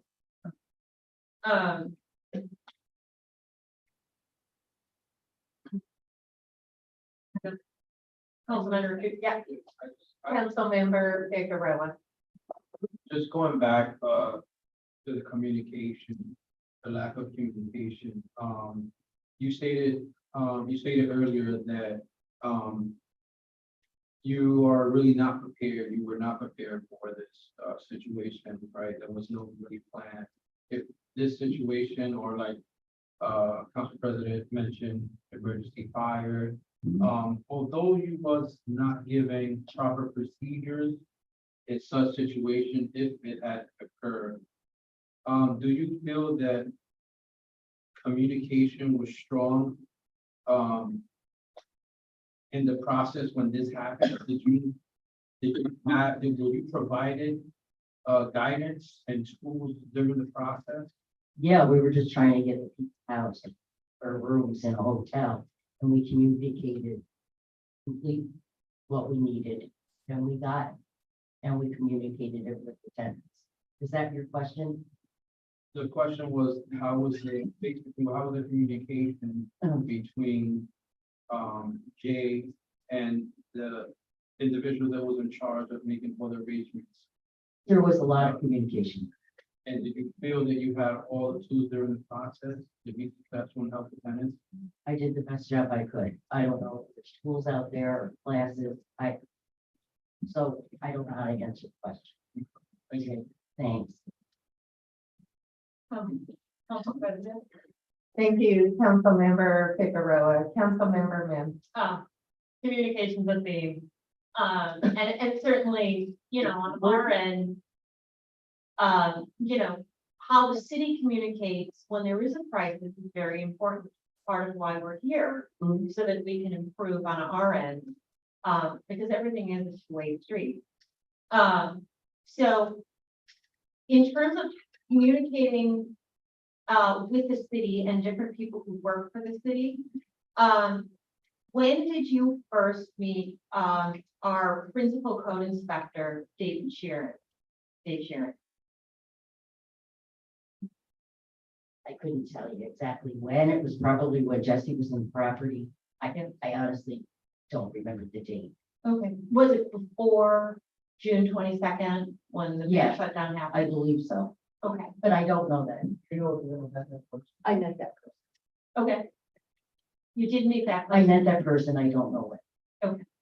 Was it in the last year after the ownership change? Yes, Okay.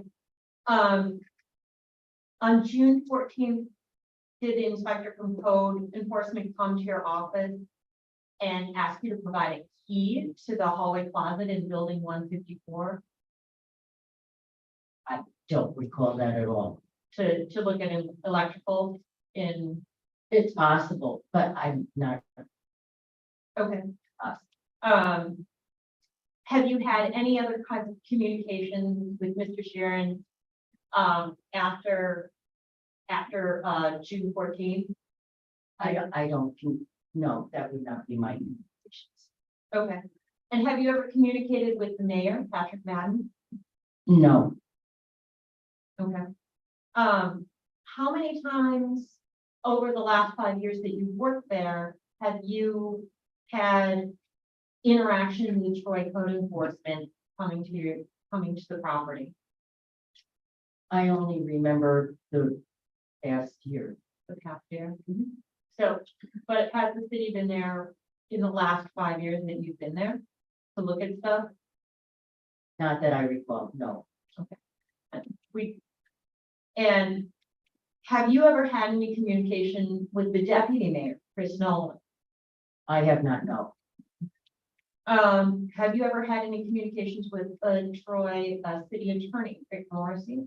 No, And then I know we have some more questions regarding security deposits. And I don't know if anyone else wants to ask those questions. All right, I understand how careful you must be with security deposits. And of the tenants that have moved, that were displaced Mhm. and now have moved on, did you tell any of those tenants that their security deposit would not be refunded? some of them I did, yes. If they broke their lease. If they broke their lease? But because that's beyond me, I got to go to my boss, Jay, because that's not my decision whether they give it. And has that been put in writing or communicated other than verbally? I believe it's in the lease, but I would need to read this again. I verbally tell. I'm going to, interrupt as the president, hi, you're standing up, please feel free to. We're not. gonna take questions. No. I will do that after, I apologize. Perfect, thank you. Have you, so some people you have said no, your security deposit, but that hasn't been communicated other than verbally, something has gone out in writing. Not at that time, no, but they signed like a lease that says you don't get your security back. Great. Right. I do know that when you're not returning the security deposit, that, there are legal parameters to that, and so you do have to say why they're not getting their security deposit back, and that does need to happen in writing. So, but that has not occurred, correct? You got that? Have you done that? You can actually go on it. No, Okay. Did you tell any tenants, did any security deposits for people who did leave after they were displaced? Were any of those security deposits refunded? yes, And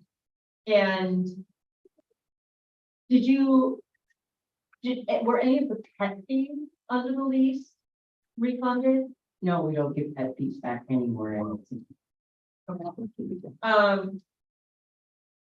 So I mentioned that landlord tenant law.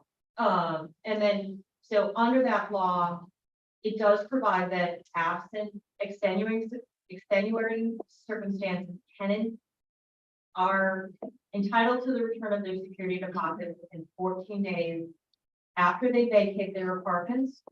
And if the landlord fails to do so, then the tenant could be entitled to twice the amount of security deposit to compensate them for the damages. Okay. And for the tenants that did not receive their security deposit back, who told you to not give security deposits back? It's just been policy since I've started here. Others. So, no specific orders from. No, and if they want it back and want to negotiate or fight or whatever, I'll do that for them. Secret. Yeah, and I know, Councilmember Conley Wilson had some questions regarding responses to tenant complaints. Hi there, Councilmember Conley Wilson, take it away. Yes, so, sorry, I'm just, with, some of the complaints about, flooding, was there a time when you noticed, there was like flooding happening in, like the picture that we were shown earlier? Yes, When did you notice that? when it flooded, I lived there as well. So when, like the first year that you lived there, you noticed the flooding? Yeah, yes, Did you notify the property owners or the maintenance people when flooding was occurring? they noticed it with me. Okay, yeah, because they Not live. the owner, I should say, the maintenance guys. What did they do to kind of address that situation? Did you guys ever have an engineer come and take a look at the thing, or We had people in- any other I don't know professionals? whether- We had professionals in, I'm sorry, I don't know which kind, but Did they ever like put together any reports or anything like that? I don't know the answer. Process of fixing things? I would imagine, but I didn't see them, so I don't know. Okay. Okay, and then I'm going to jump kind of back to security deposits real quick. Are you aware that the general obligations law provides that absent instead extenuating circumstances, tenants are entitled to the return of their security deposits within 14 days after they vacate their apartments? And if Well, the I am now, because you just told. So no, I did not prior to. Okay. And are you, okay, and so you're not aware of that? And that was something that you ever were told.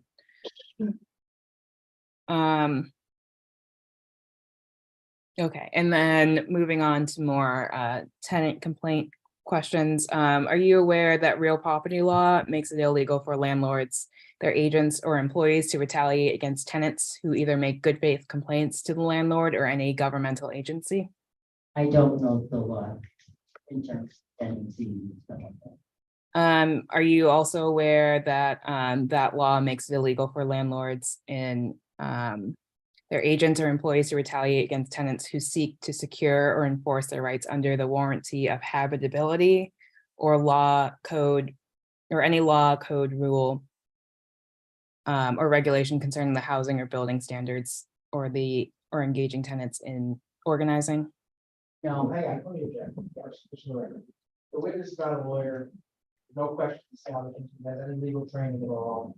So, I'm just asking in terms of like, hey, these are things that tenants are entitled to and something that, you know, an office manager for a building or multiple buildings should know that tenants, like that's just some basic stuff that I think you You're should asking, know. I'm just put my attention, you're asking her what the law is.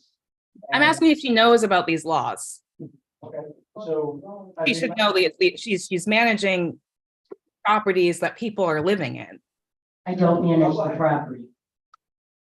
You don't manage the property, but you're the office manager there. You're communicating with tenants, you're like taking their checks, like this is like things that are relevant in our investigation.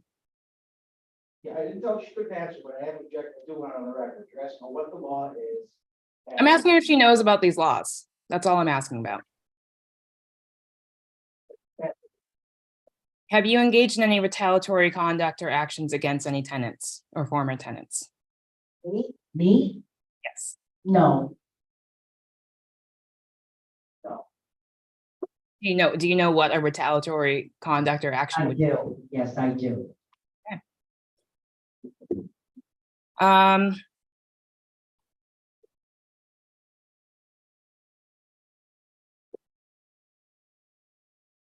Have you refused to continue a lease or offer a new lease to a tenant who has filed a complaint about an apartment condition to the landlord?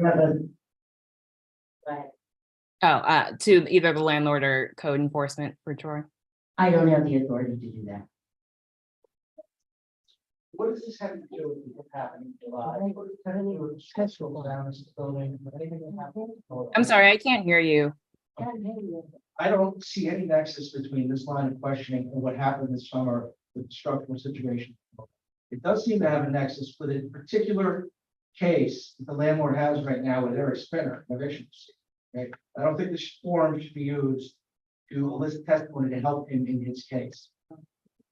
Thank you, Benjamin. Councilmember Conley Wilson, proceed, please.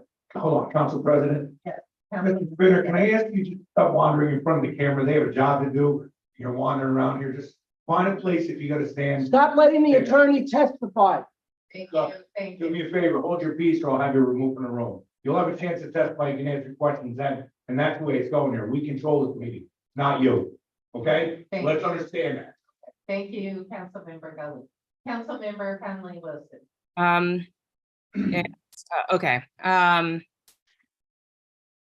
Are you aware about are you aware of under New York state law, a rent increase over 5% or tenants who have lived in the apartments for 2 years or more, they have to receive a 90-day notice of those rental increases? No, I don't know the law. Okay. In the circumstances when tenants are, their leases, their rents are increasing, do you know if you've given them 90-day notices? Well, you mean her personally?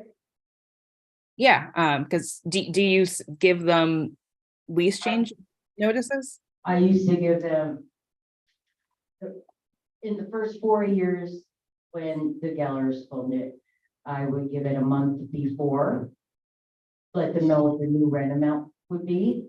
And now we're trying to give them 3 months and sometimes that ends out to be 2. So sometimes you give them 2 months instead of 3 months of rental That's increase? correct. Well, sometimes I'm late. Okay, have you given, sorry, I just asked this question. And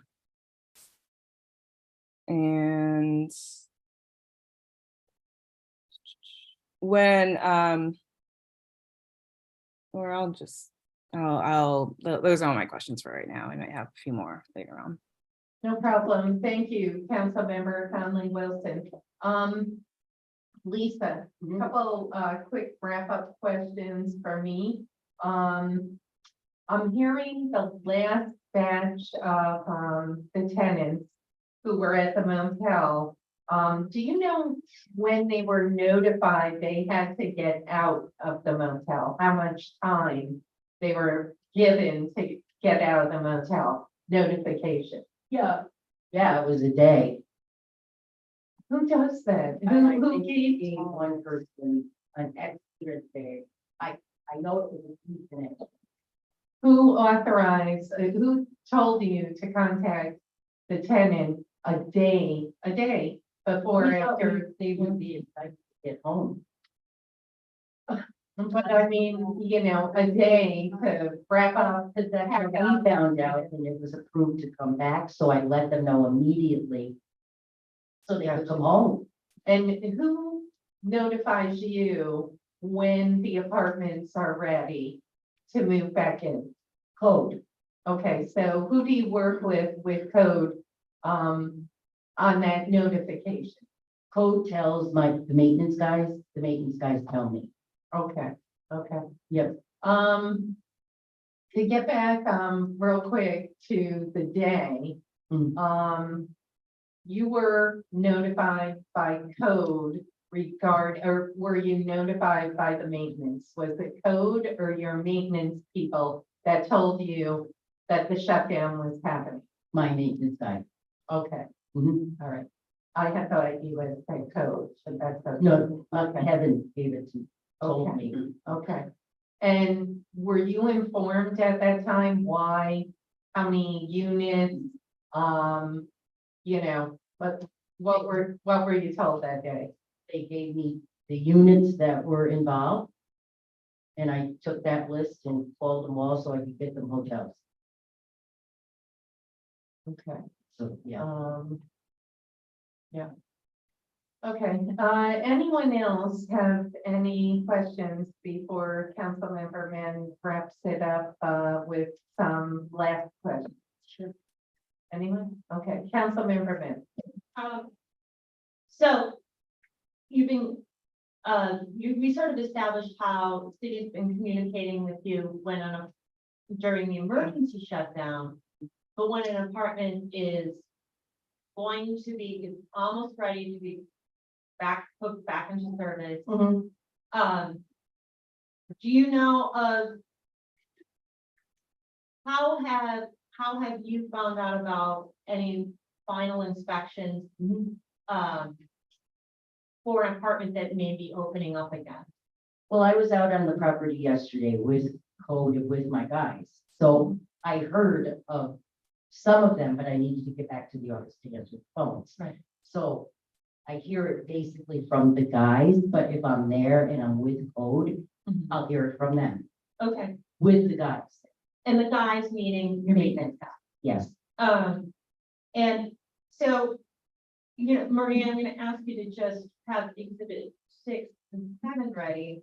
Do you know if during our last investigation, we had a tenant who testified that on July 31st, the day she was scheduled to have her apartment re-inspected,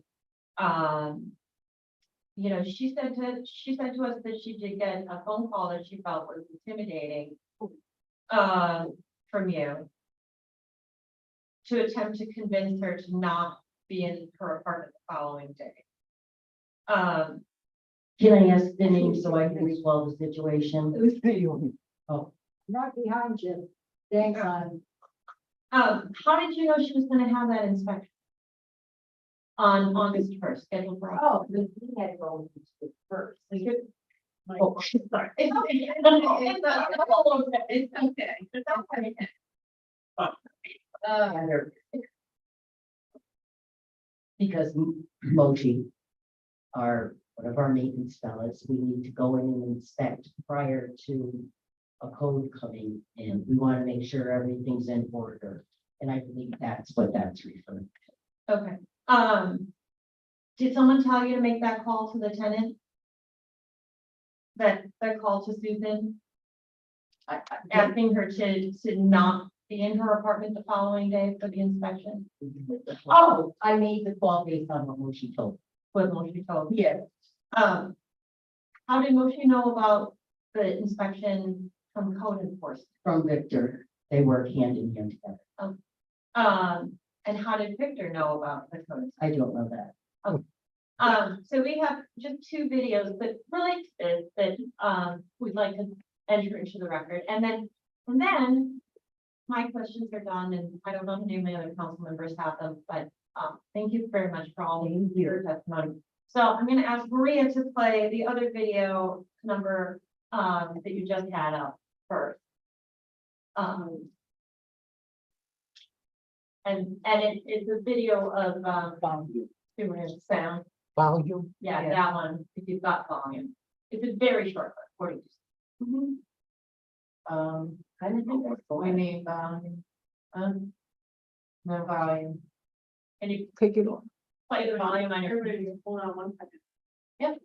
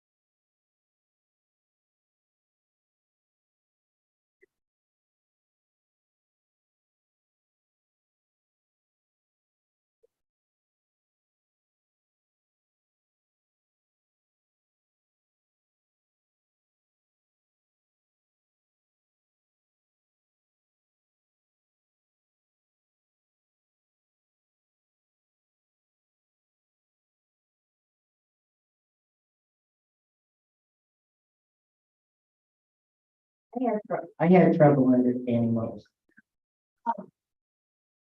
Maybe Maria, put the microphone on. Thank you. It is a little hard to hear it tonight.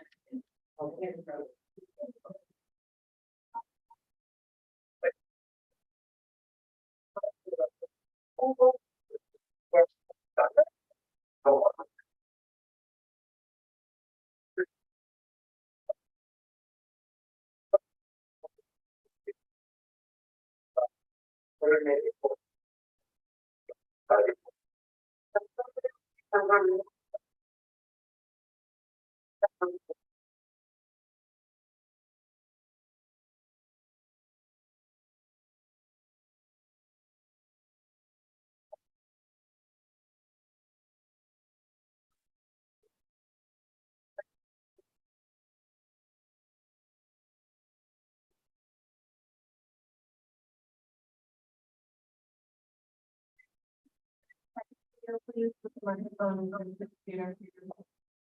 Which is exhibit 7.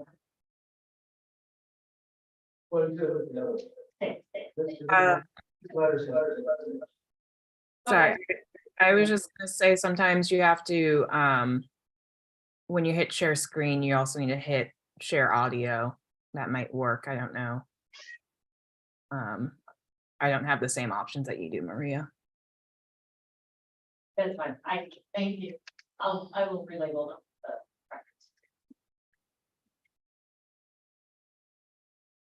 Typically like a little arrow next to share screen.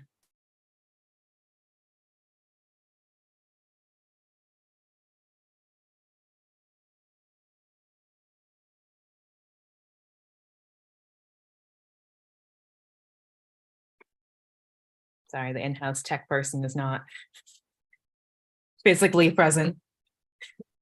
Technology, One of the other themes for this evening is struggles with technology. We are them.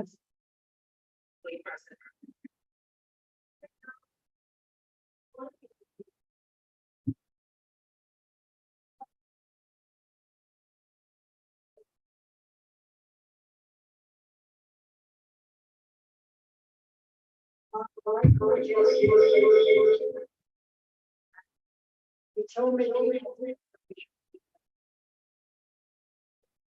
So. And the lady was coming.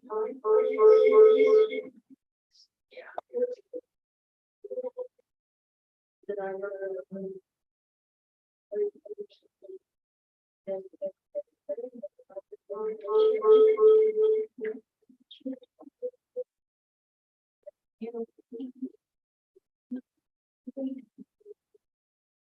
Great, can you share the video on the screen for people here? It was up before.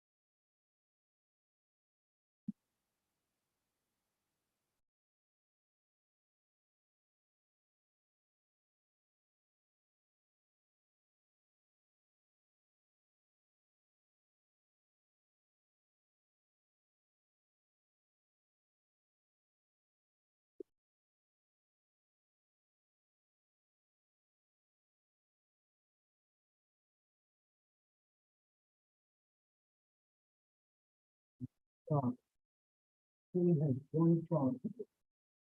It'll probably be your phone, but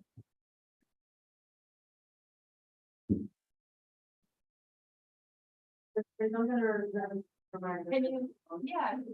Like, sound wave. Thank you. It is very round, so it's,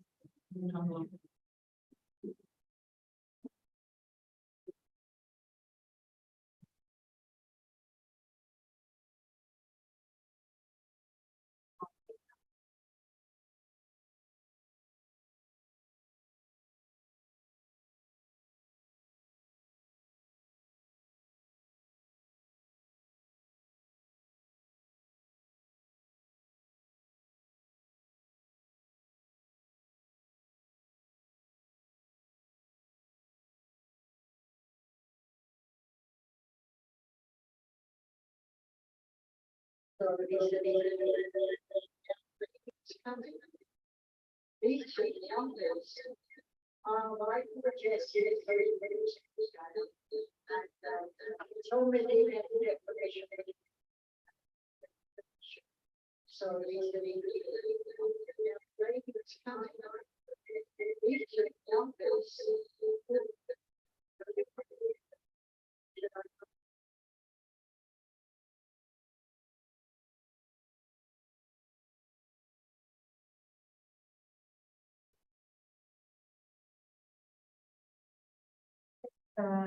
I think Councilman you can turn on. Thank you. We'll just, yeah, no video, but audio. Thank you. Thank you.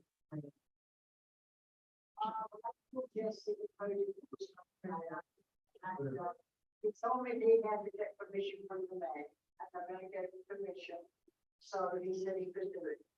Now, the lady was coming, Lisa in the office, booked me, and notified me that, she said, I know that, the code enforcement, guy, Jesse's coming in.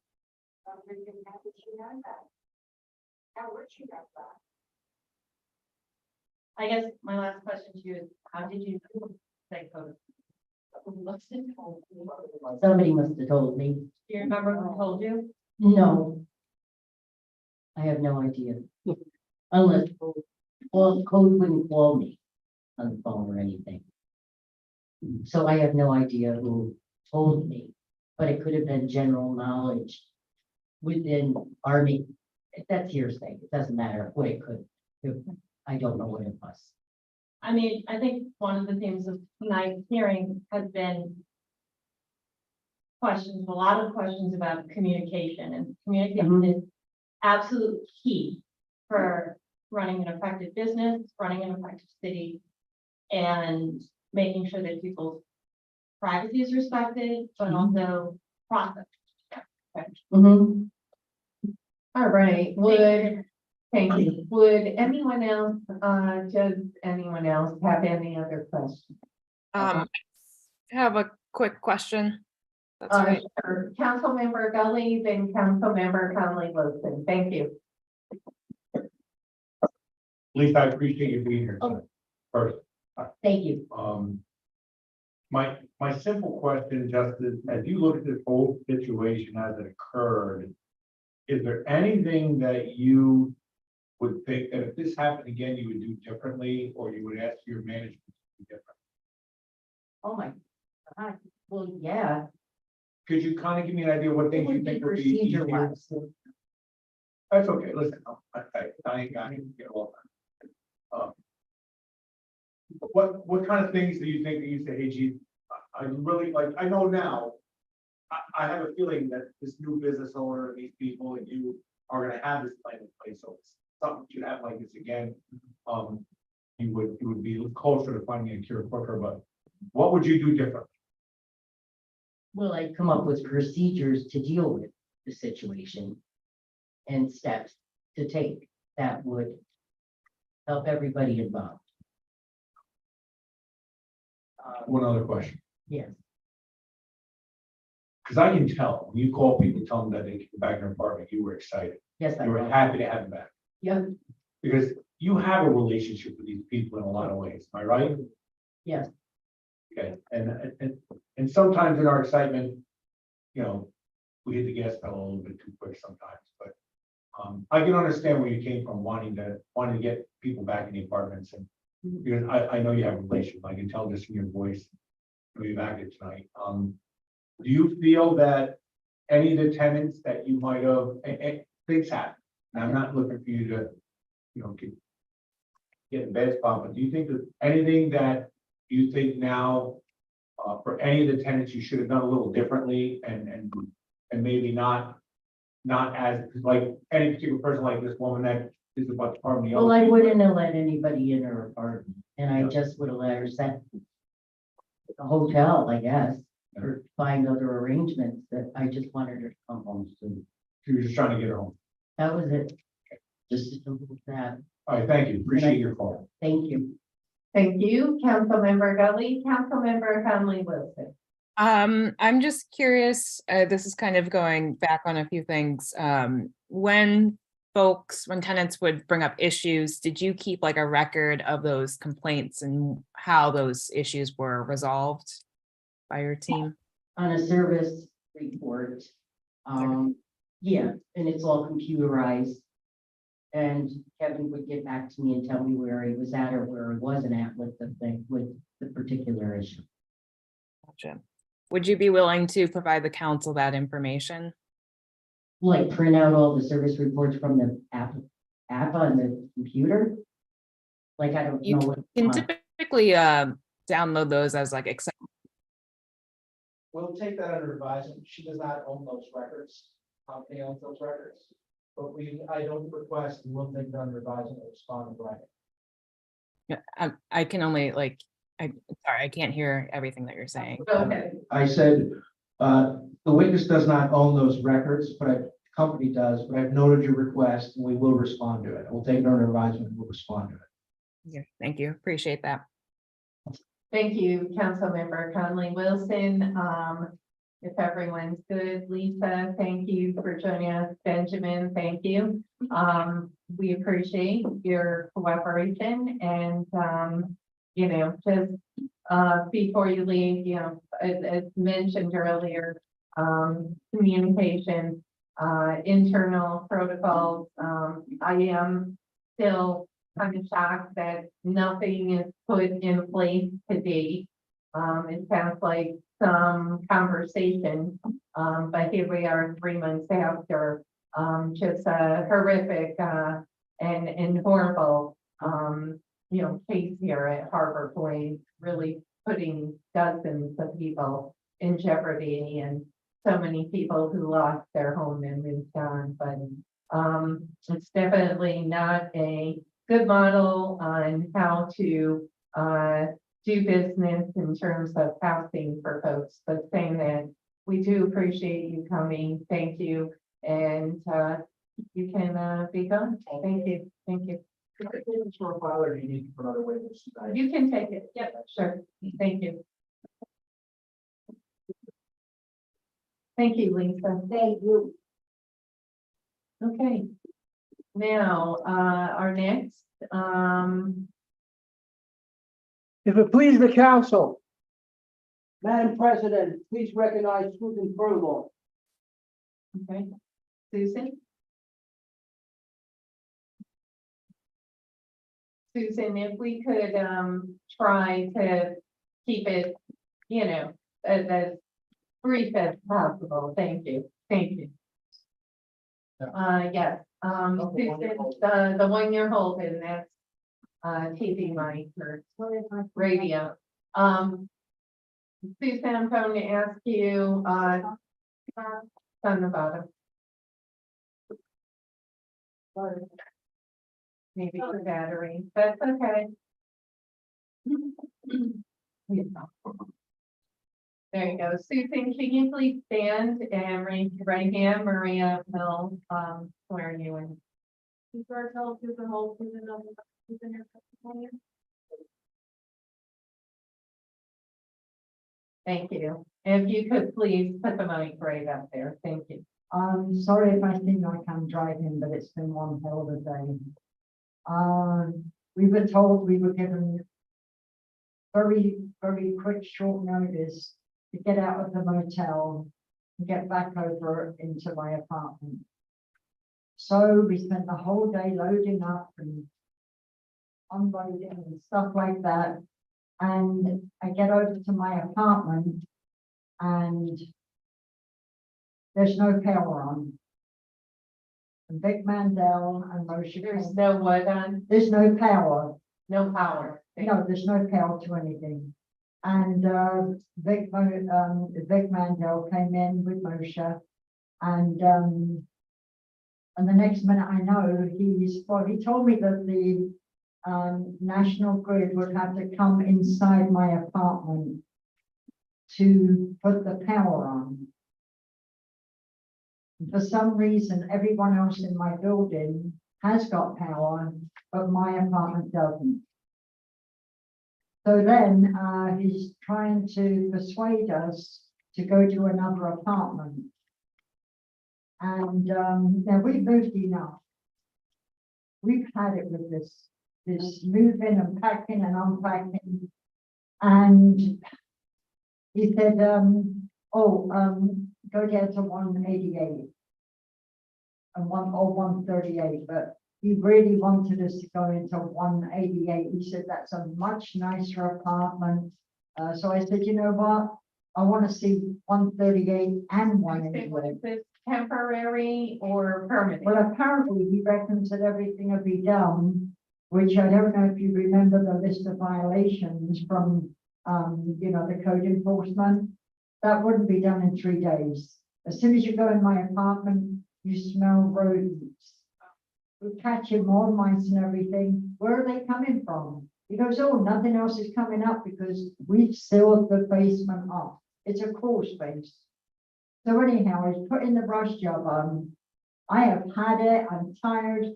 We didn't really sleep last night and we were given such quick notice. We were told by the people in the motel, you better be out by tomorrow morning because it's not being paid for and you've got to be out. So all this is going on. We got a loaded up car. We're frazzled. My boyfriend's ready to lose his mind. He's been suicidal through this event. He was going to take an overdose a few days ago. I almost went to the hospital last night because I was getting chest pains. I never get chest pains. This is all so much stress on two older people. So anyway, let's get back to the Vic Mandel. He takes us down to 188. There's been dogs in there. The place was filthy. The whole way going into the building was disgusting. I'm thinking, oh no. What I didn't like it. I did not like it. And he was telling me in my apartment, oh, you're gonna love this. This is so nice. Like it was a refurbished apartment. No, it wasn't. So I say, want to see 138. Go down to 138, and that is a dirty rug. The place has not been cleaned. Totally set up different, you know, I mean, talk about turning someone around, having them stop. Totally opposite to my apartment. I didn't know which room was what or whatever. So he's like, I gotta have a decision. More or less, he did not want me to go back in my apartment. 99% of my stuff is in my apartment. All were moved. He told me yesterday, he said, I will move your bed and a couple other things. That's not gonna do it. I need a table and a chair. I need a sofa. I don't want to spend all day on a bed. So he told the guys to do their thing and he took off with Moshe. So the guys come in, I told them all to wash their hands because they were filthy before they touched my new bed. So they took the bed down, took the sofa down. We were bringing in stuff from the apartment. This place had not been cleaned. Apparently, they told them to clean it before we headed up. There was some stuff and everything. Kevin and Rashish do not do a good job of anything. I'm sorry. They've never fixed anything properly. They are not good maintenance men. Anyhow, so I could tell that Kevin didn't want to hang around. So he's more or less, you know, that's your stuff. Like, we're out of here. So we're in this apartment. We're in 138 now. Now, I didn't like the pressure that Vic Mandel was giving us. Like he had a plan from when I went in.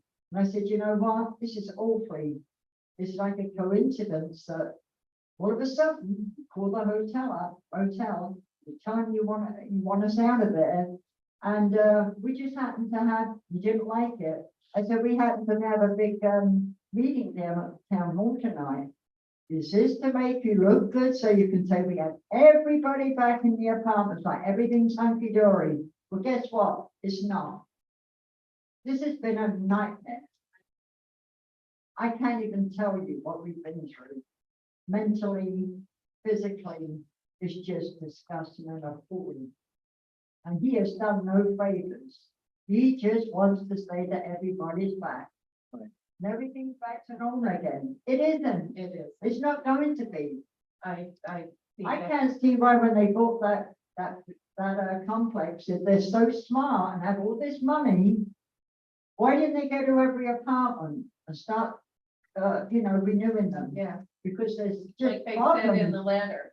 Yeah, exactly. I got that. Well, Susan, I think, you know, I can at least say the city council, we're doing everything humanly possible. We have no enforcement power, as you know. And I appreciate but- every bit of help that But I everyone's. find it horrible, sad that nobody is stepping in. Me too. These stories have been told from day one and no one's stepping in. The state, Exactly. the federal, we're hopeful with the AG, the attorney general, but, Yeah. and the mayor's office has pretty much been silent other than testifying. Yes, The council, I applaud my colleagues for taking the bull by the horn at least, from our end, but it really is pitiful that no one is stepping in. I But know. we're hopeful and we're gonna keep plugging away And I'm so sorry what you've experienced. So now you're in your apartment, No, no, we're in the You're still- 138. not yours, I'm sorry, you're in an apartment. Yes. Right. we're gonna have to move again in 5 days. And you're 5 days, we moving gotta in move back 5 because days. if they get it done in 5 days.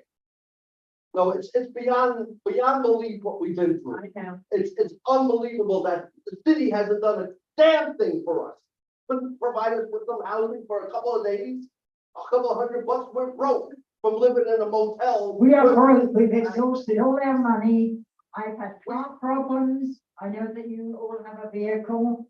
You need a car in this country. You need a car to move around and get things and do things.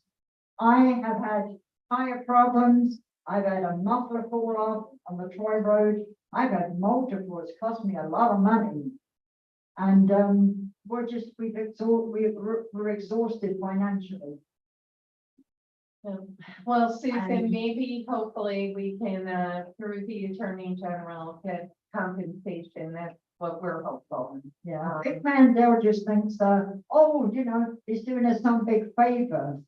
No, he has not. He's just come in and he has taken control, or he thinks. I stand my ground. Good. We were talking today and I let him talk, he let me talk. But what he was is just very persistent. And I stood my ground very persistent because I'm a strong woman. I'm not very big, but I'm a strong woman. I've met you several times. Yeah, I don't accept bullying of any kind. I'm against bullying. No one should be bullied in the workplace, school, whatever. Anyhow, he just wanted to do what he wanted to do, and that's when he took off, when he figured, oh, got her in the apartment, we got her at that hotel. The hotel is costing us a fortune, he told me today. A fortune. I said, well, from the sounds of things, you guys have a lot of money. And if they're that smart, why would they invest in that place? It is disgusting. It needs to be bulldozed down, period. That's all I gotta say. I just want to say one more thing, and I apologize for blowing up, but it's been a terrible 48 hours. From Tuesday, they said they were gonna call her up 2 hours later. They never called. We're waiting for a phone call, wondering what the hell we're gonna do the next day. They delayed yesterday even, and now with the whole, Yeah. today, she was so, she had chest pain last night. I've been going, really emotionally devastating because but today, she looked at both apartments. She couldn't make up her mind. She was in the car. She was totally blanked out for a half hour and she goes, I gotta go sit in the car. And so now there was a point there where I'm saying, Sue, I don't want to pressure you, but we don't have a bed to sleep in tonight. We have no place to go. There's nothing we can do. So please think about what place you want to, one of the two apartments. It doesn't matter at this point unless we can put your bed in there and get it done with. It's been horrible. And, again, very few people have come to even do anything for us. And I know you guys are not have the power to do anything on your own, but the fact is, as a council, but it's just, you have to understand how bad it's been. And I'll tell you, it's becoming very, very still. And, I'm 66, she's 73. We got to take stuff. I'm exhausted. My leg and foot are killing me. We got health issues. We still haven't cleared out the car to put it into another apartment. And so then we got to take. Then you're moving. We're mad. We I are don't mad. think- That's excuse why me. we're here. Yes, We excuse are me a mad. moment. We're Sorry to butt in, Kamala, but Yeah. I think no matter what they do to my apartment on 42B, I don't think it's ever gonna get rid of the smell. I think there's always gonna be mice and rats. Oh, I don't think, it's a horrible thought when you're laying in bed and you see something I know. look across the floor. It makes you unnerving, you're not gonna sleep too good. I'm afraid they're coming up on the bed. They can jump. it's But- unacceptable. What I'm saying is, I think my apartment's always going to be something wrong with it and infested, because while I've been in that motel, there's definitely a rat or rats who have babies, and with the mice, I showed him today. I said to him, did you notice the smell when you come in the apartment? He goes, I said, take a look over there. Would he live there? No. No, I And said, look over there. We just caught one on a rat, on a blue track. And he goes, oh, like it was nothing. I said, yeah. You think it's good for things to be running around the park? Oh, somebody said, oh, we all have them. Well, we shouldn't have them. Well, As far, one more thing, I think we're the biggest cockeyed optimists ever, because we've been waiting, from the beginning, I said, there's no way this is gonna go on beyond 2 weeks. No, they'll take care of two. Oh, there's no way it's gonna. And we're at the end of September, and it's still not over for us. No. And I'm sure the people who had just fall back in this last week, they're finding problems with their apartments still. oh, They that's have- that part. You know, and again, health reasons have prevented us from being there for them to do work. But still, it's, the bullying tactic is that we're not gonna pay for the hotel room anymore, so we'll get you over here. So then if you wanna come over and see what we're doing, we shall be closed. It's just been a disaster, and I wish there was another way out of this whole situation, and I know we're looking for another apartment for sure. One thing I wanna, add, and that is, I got a bill from National Grid, close to $100. I haven't been there for 3 months. Give me your name, National Grid, we have a very good contact, I had contact, if you recall, at the AG and the legal aid meeting, Yes, we were talking, you have mentioned about the National Grid and Spectrum bill. Yeah. National Grid did reach out to me, I I connected sent her information. with National Grid, so please, send me an email, yes. copy her, I will and do. we'll connect you with National Grid. Okay, I've been trying to get a hold of them all day today, and We'll, they we'll said make- only for emergency calls. All I wanna know is, why are you still billing me when I'm not living there? and they wanna make you whole and rectify this issue. So Right. saying that, email me, copy Eric, we'll connect you Okay, with this gentleman from National Grid. thank you okay. so much. You're welcome. Barbara. Thank You're you, I welcome. appreciate it. Whatever I think I appreciate everybody that's sitting there right now that came out tonight you got it. and listen, because we need someone to listen and know what's going on. We're here. Okay, We're thank here. you so much. Hopefully we can get the AG to come Yeah. down and compensate all of you. Thank you Okay. so much, everyone. That's what we hope. And Thank thank you to Eric Spinner too also. He's a great help with everything we do. Thank you. Okay, Eric, if you could please wrap this up, that would be wonderful. Thank you. Thank you. Thank you, Susan.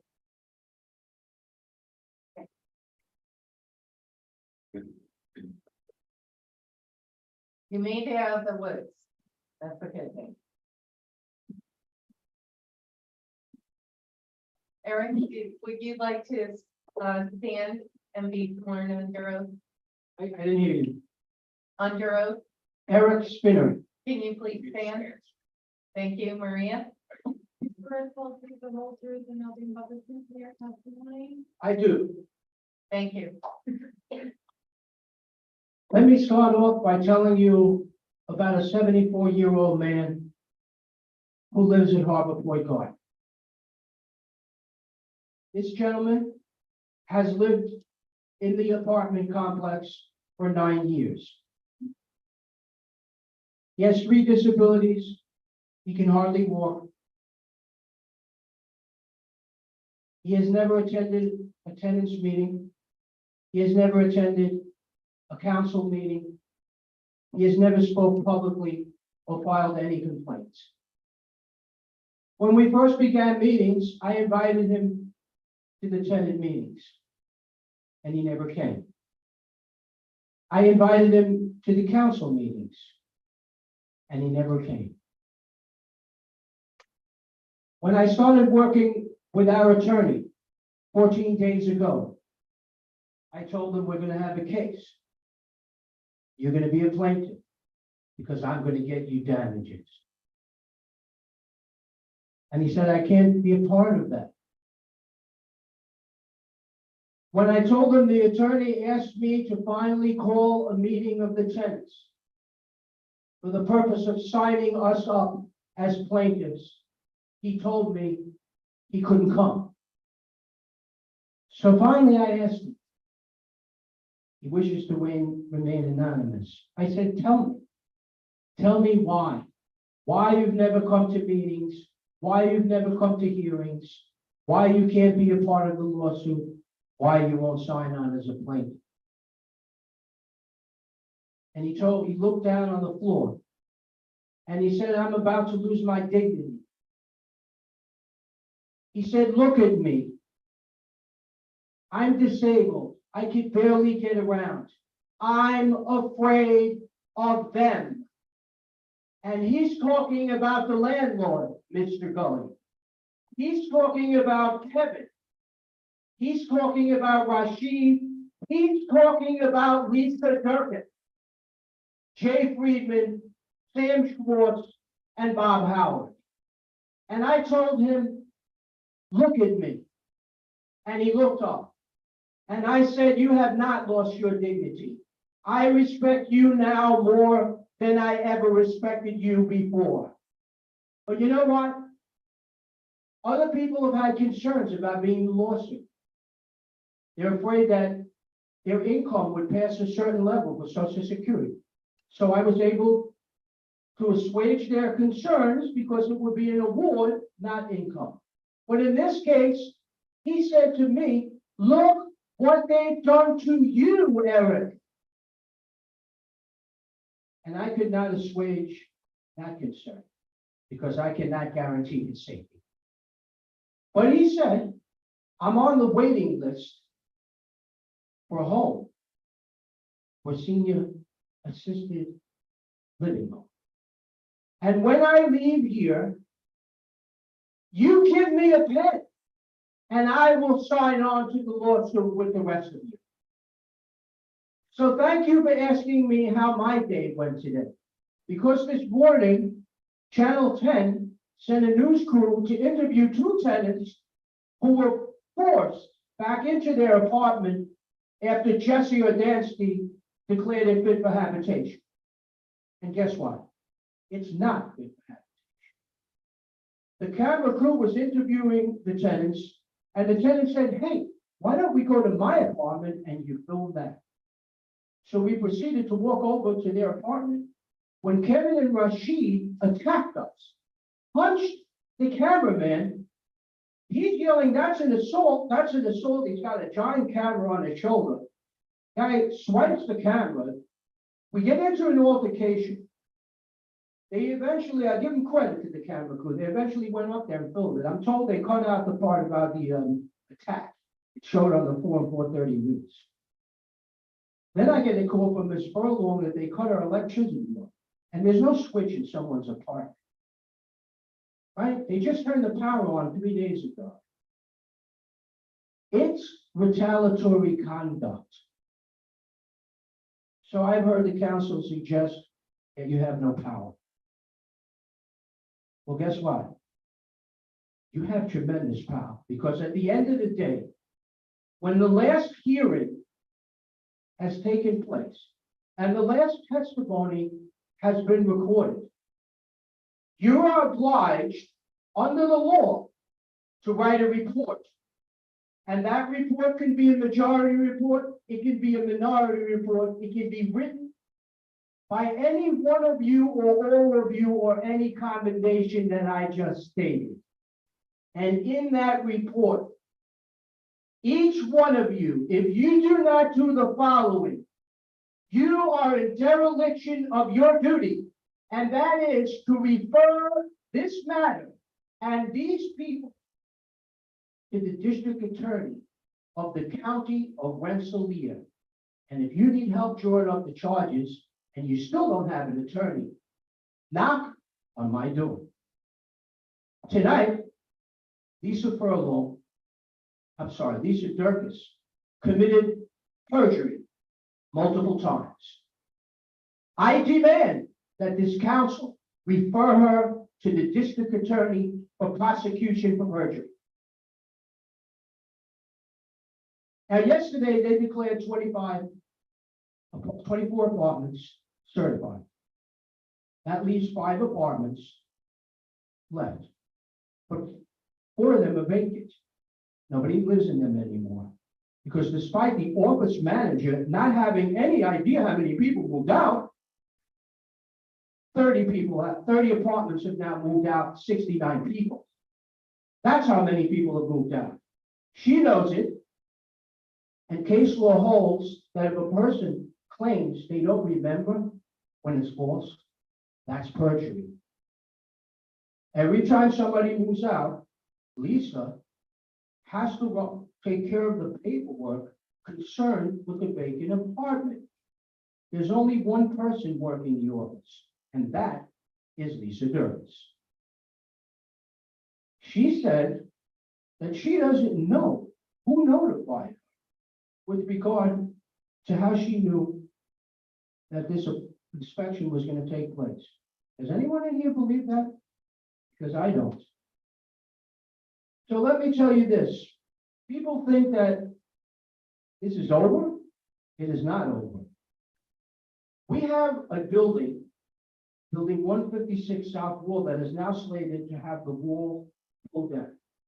It's one of the original walls that should have been corrected when this whole mess started. But because the original violation was written, to say the least, amateurish, in that it listed certain numbers of building and then said, and any and all other buildings. So nobody bothered to look at any and all other buildings. So we have 6 other buildings that have this problem, that everyone was thrown out. I'm also told that no one's going to be thrown out when this latest wall demolition takes place. So guess what?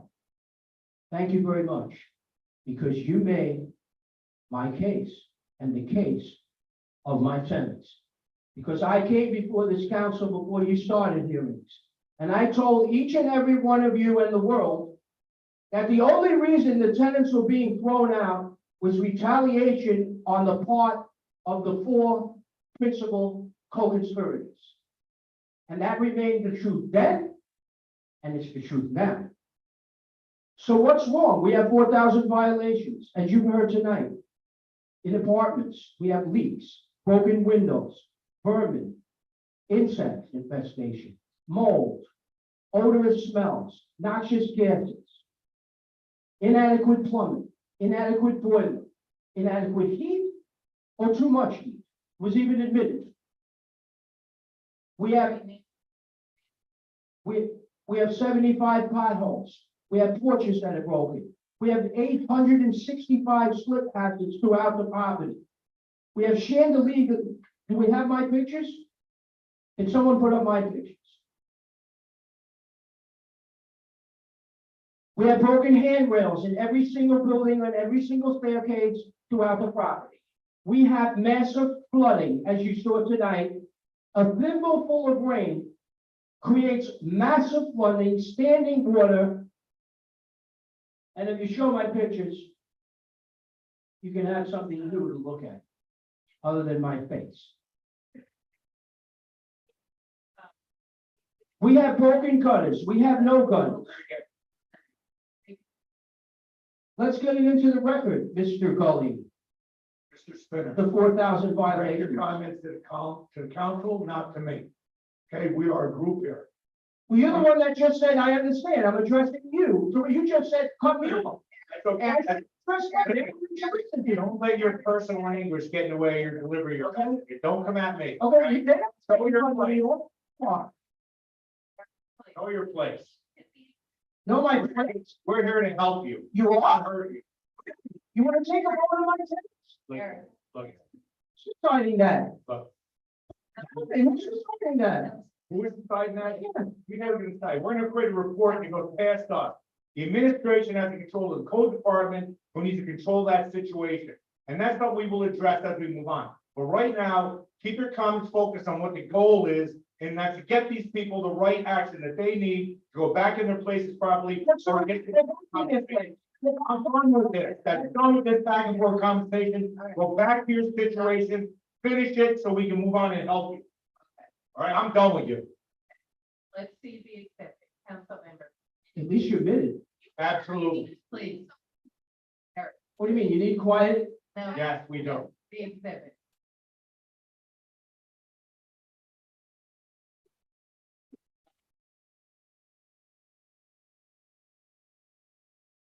I'm sorry.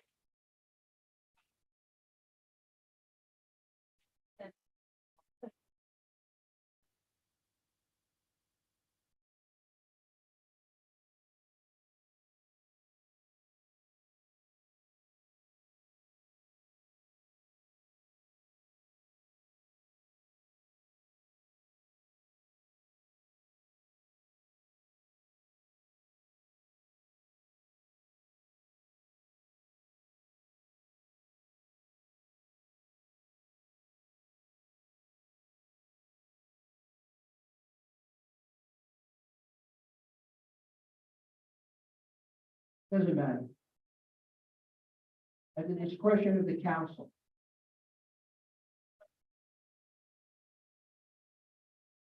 Got it?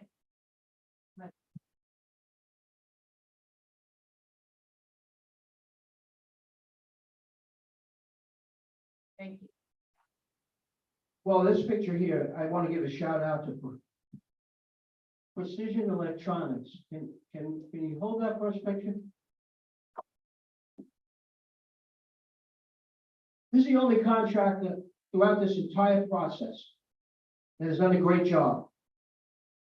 I've spoken to them for 62 days on a daily basis. They worked under trying conditions, really trying conditions, starting from scratch to get the power back on when the landlord, after 34 days, finally realized it might be an important thing to do. Because they didn't even bother to care about that as a priority in the beginning when it went out on July 4th. So I do shout out to the Precision Electronics for doing a wonderful job. I have two questions. Were they there to do the electric or total construction, and were they the first or second company that came on the scene? The answer is no to both of those, and to clarify, they did the restoration of the electronic components, including the meters, feeder cable line, and main transmission lines that were pulled down on July 4th. That was their responsibility. They hired an inspector. What the list that's listed in the code, there is only a certain amount of inspectors that are delineated to do this job, but they come and do the inspection that their job was right, and then National Grid signed off on it. So they're not the first or second. We had several contractors. They were not involved in any construction except for the electronic component restoration. Do you happen to know the name of the beginning company and second company that came in to do the construction when they had the issue with the wall coming down and destroying the apartment? Yes, I do. Can you tell me that name, sir? Dutch Bricks is the company that destroyed our buildings. That was in July. However, I'm gonna give you a caveat to that.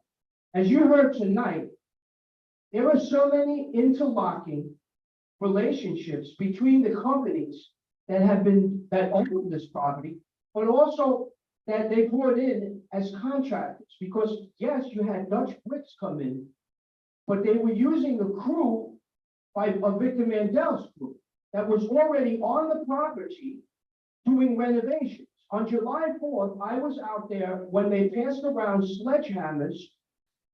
This crew that had been painting apartments. I called Madam President Montello up and told her, I have a feeling this isn't gonna go well. Get somebody down here from code enforcement. And as the minutes and hours progressed, they began using pickaxes, pry bars, and sledgehammers to destroy the buildings. I contacted Madam Chairman, Chairman of the committee, President of the council. Multiple times, she indicated that she contacted the mayor, the deputy mayor, and code enforcement. Now, according to their own records and our witnesses, the city didn't show up until July 6th. In the interim, they destroyed, now that was this here is 3 buildings behind that truck and 3 buildings on the other side. In the interim, they destroyed another 6 buildings. So it says on code enforcement's website, there's an officer that's available 24/7 in case of emergencies.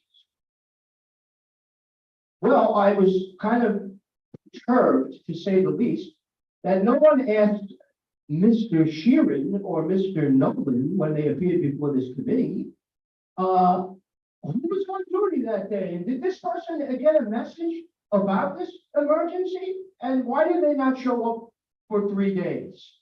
Because had they shown up, I proposed to the council that had someone showed up and issued a stop work order right there, 6 more buildings would have been destroyed. And those tenants, they would have remained in their apartments and nothing would have happened. And let's keep in mind,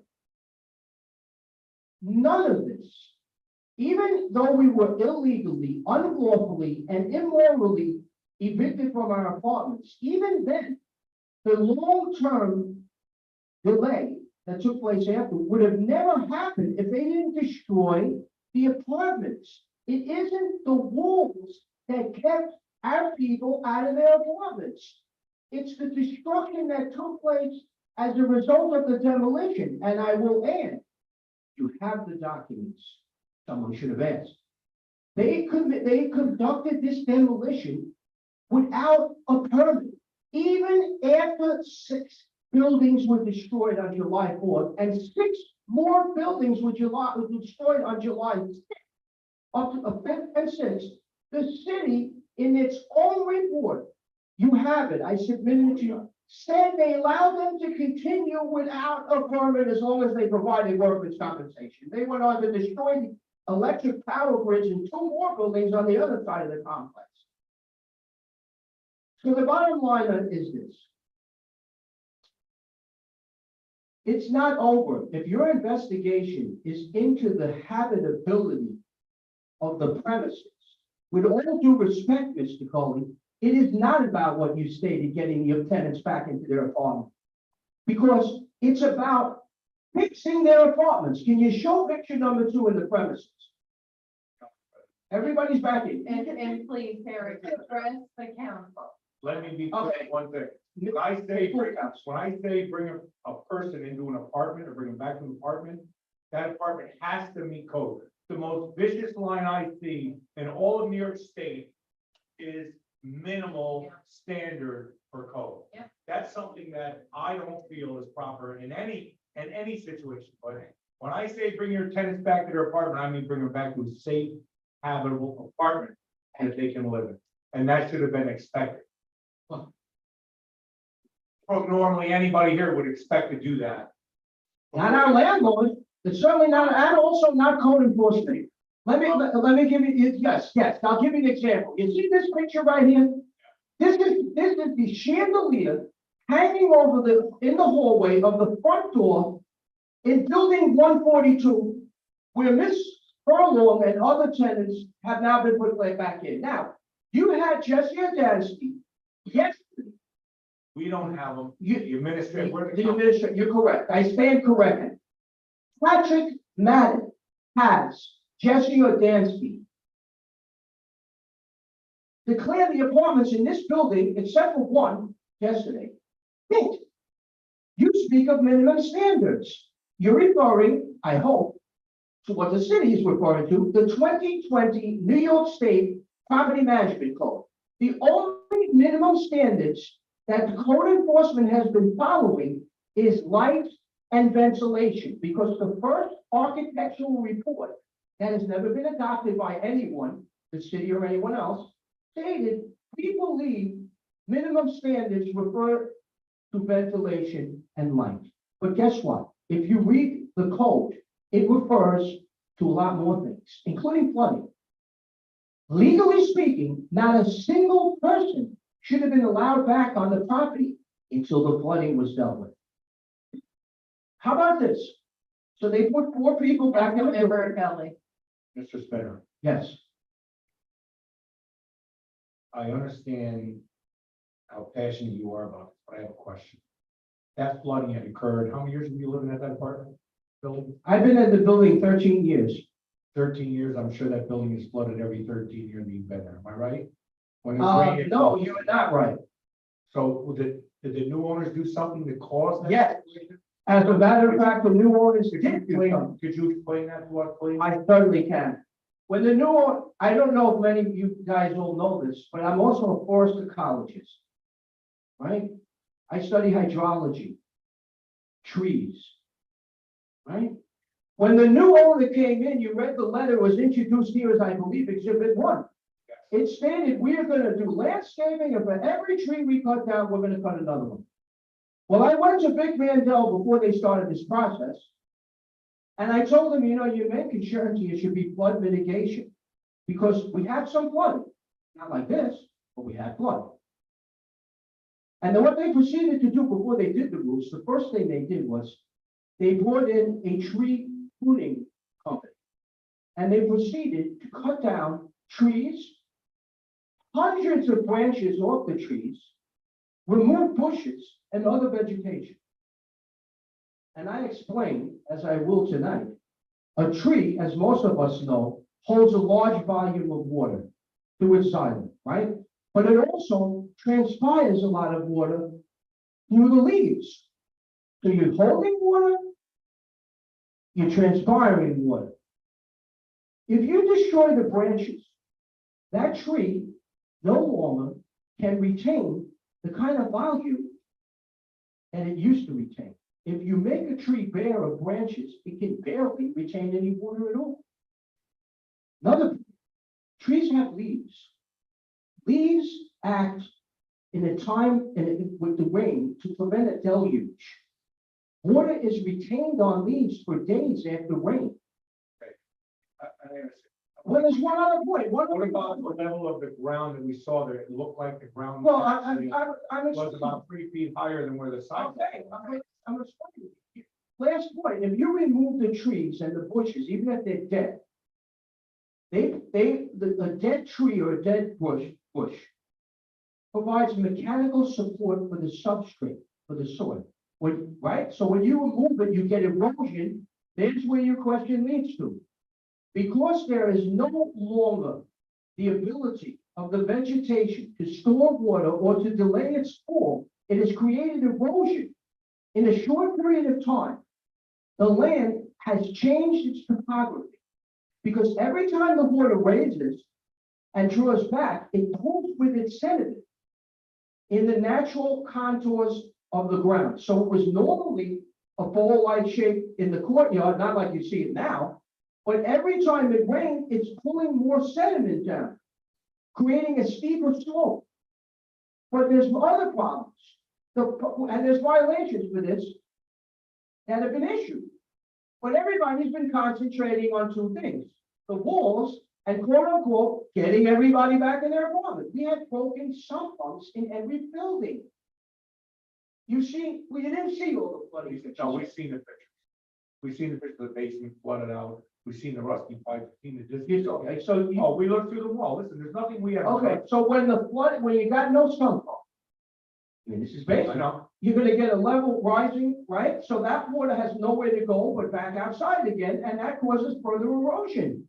So these landlords, in everything they've done, has been the opposite. I said to them, okay, you're gonna go ahead, you're not listening. Why are you cutting so many branches? Well, I don't want to have to come back in a couple of years and do it again. That's negligence. Was that the person they hired to do the trees, or was that the owner? Victor That said that? Vandel, who hired the crews to do this. Everything, I said to him, okay, if I can't get you to stop, I go like this. How about having this reseeding project that they mentioned in this document, evidence 1 today? How about initiating the reseeding project immediately as soon as you start removing things? Right?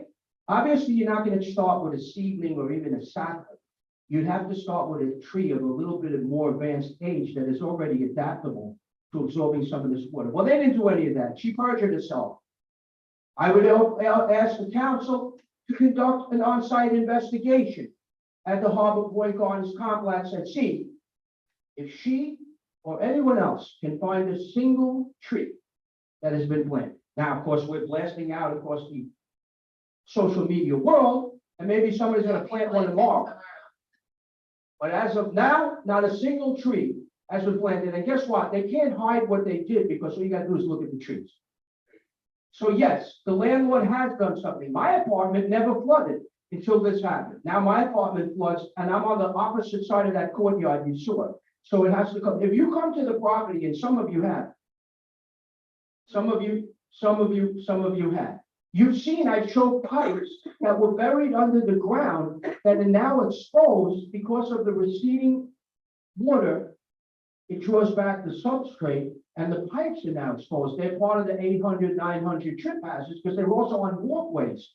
They've damaged the walkways so much that the underlying pipe and culverts are now exposed. So yes, to answer your question in a simplified form, yes, the landlord has done something to make the conditions of the flooding worse.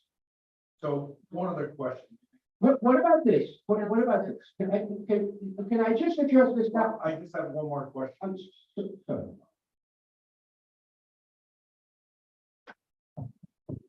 Sorry. All the batter I lost. I'll get it. No, it was another piece. Okay. Well, let me ask you this. Let me ask you a second. The city code came up there, as you know, the city did not have an engineer, so they called in metering for Labella. They came in, they did the inspection. Professional engineer. I'm sorry? A professional engineer from Labella did the inspection on those buildings. That professional engineer, in his statement, said to the city, these buildings need to be evacuated. So that's an engineer telling the mayor and the administration and code that the buildings need to be evacuated. Can you tell me how you felt when you heard that from the engineer? I never saw that or heard that from the engineer, and it's never been written. To my knowledge, I've reviewed every single document concerning the architect and engineering reports, and that statement was never said. I can So that tell, was never said. never said. I can tell you what it did say. In the first report, on June 20, they hired this architect on June 21st. On June 22nd, the architect performed a cursory, non-professional inspection of the property. And by visual inspection alone and use of a laser guided device to determine how to plumb on walls, determined the following. That a hazard was posed to the tenants both adjacent and directly in contact with the building. That's as close as they got to what you stated, right? That's as close as they got. They never said you got to evacuate. They said it posed a danger to the tenants adjacent and direct. What that meant was the building, if we had a apartment wall here, if you lived on this side, you're in danger, or if you're on the inside, you're in danger. 4 days later, the landlord submitted an architectural report that said, hey, no, when tenants aren't. Tenants are in no danger at all. Nobody needs to be evacuated. And you know my position on the landlord. I get it. But this is the one point I agree with the landlord. The tenants never had to be evacuated. So now we brought this issue to we're at 26 now. We're at two competing architectural reports. So now we're making waves. Why were we thrown out? So 2 days later, Labella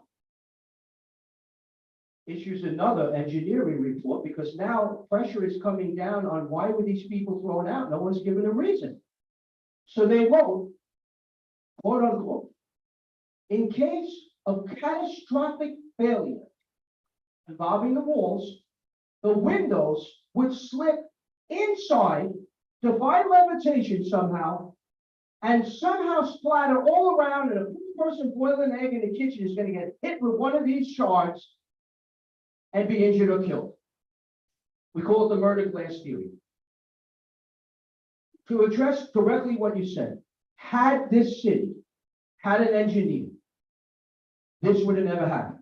Because here, according to the contractual relationship that Labella has with the city, if you look at their contractual relationship,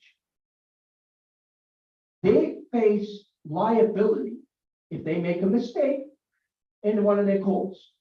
If we have an engineer that makes a mistake, he does not face personal liability. Well, but more importantly, Labella had no incentive to keep the tenants in their apartment.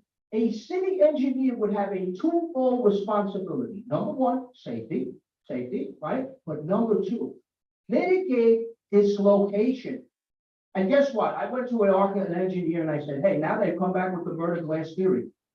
What do we got for that?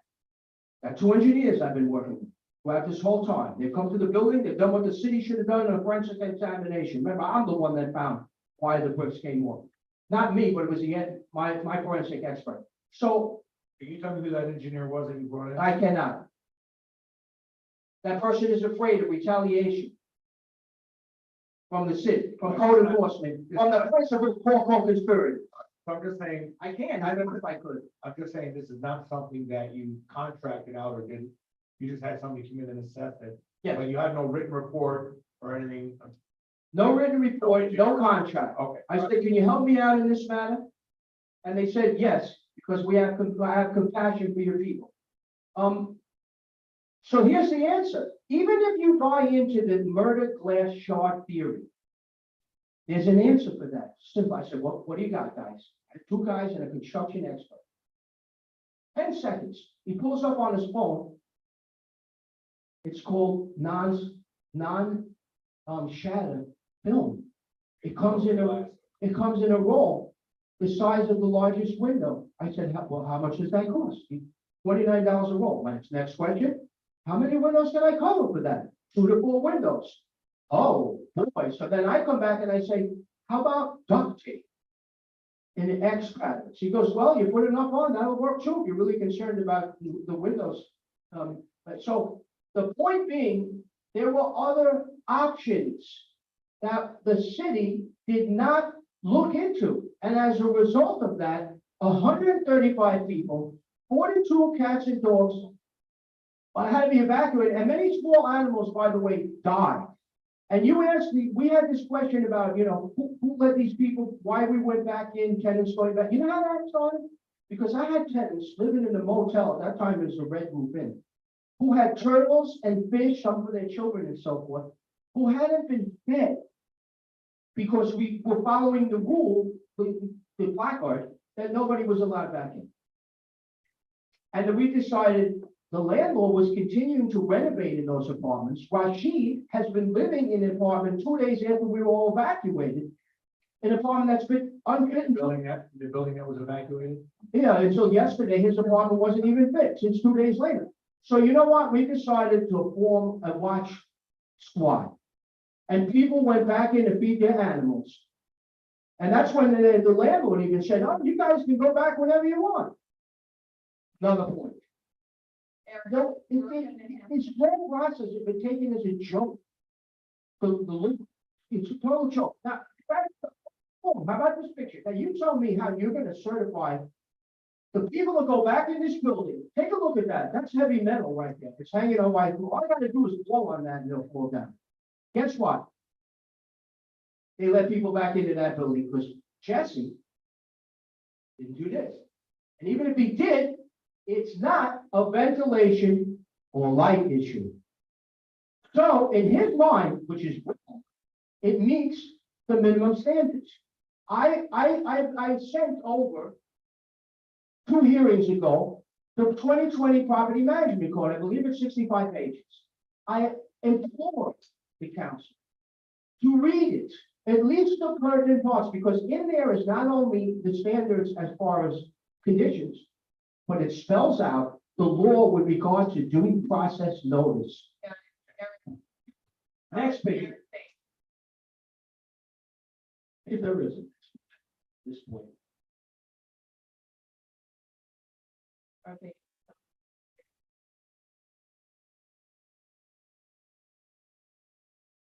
Well, what you're looking at here is, we don't really need this picture really, but I'll explain. This here is, tiles are cracked right in front of the office door where Lisa works. You can see, the next picture would be a close-up, I think.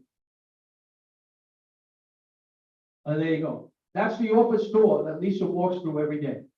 So I ask you, I beseech the council to consider.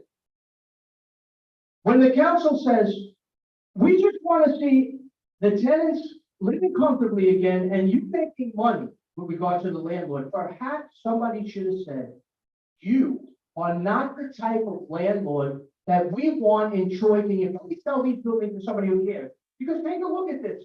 This next picture, this is right out the office store. By the way, your interpretation of our statement is false. We never said that. Just for the record. Next picture.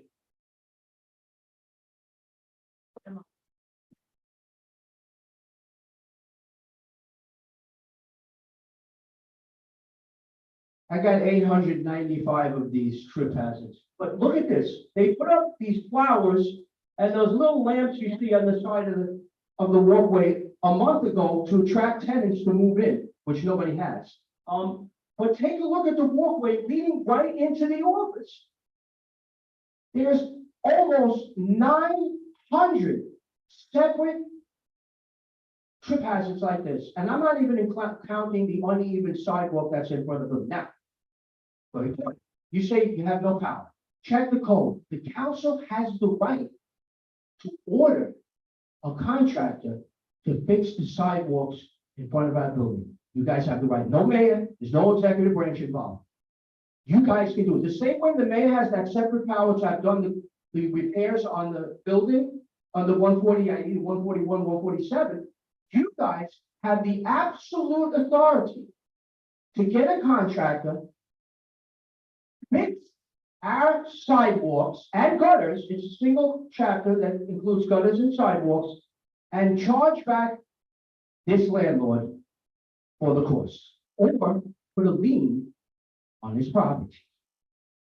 You have the right to start an enforcement process, but you will need an attorney, because I can tell you that the city attorney will not seek to recoup these funds from this landlord, or for that matter, any landlord, or seek to put a lien on his property. So the council has enormous power beyond trying to get us back into our apartments, except for one person. We're all back in our apartments, except for the 30 people apartments who people aren't going back in. So we need the council to move to the next stage.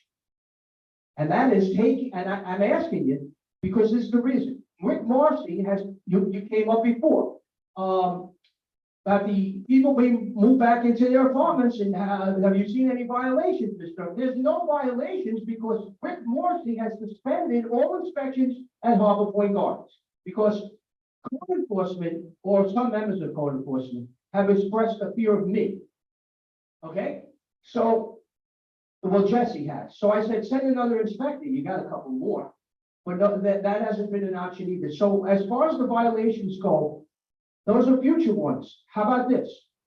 How about enforcing the 42 pages and 397 outstanding violations that exist on this property now? And if I counted all 895 flip hazards, it would be 1,100 violations, but they classified it as one.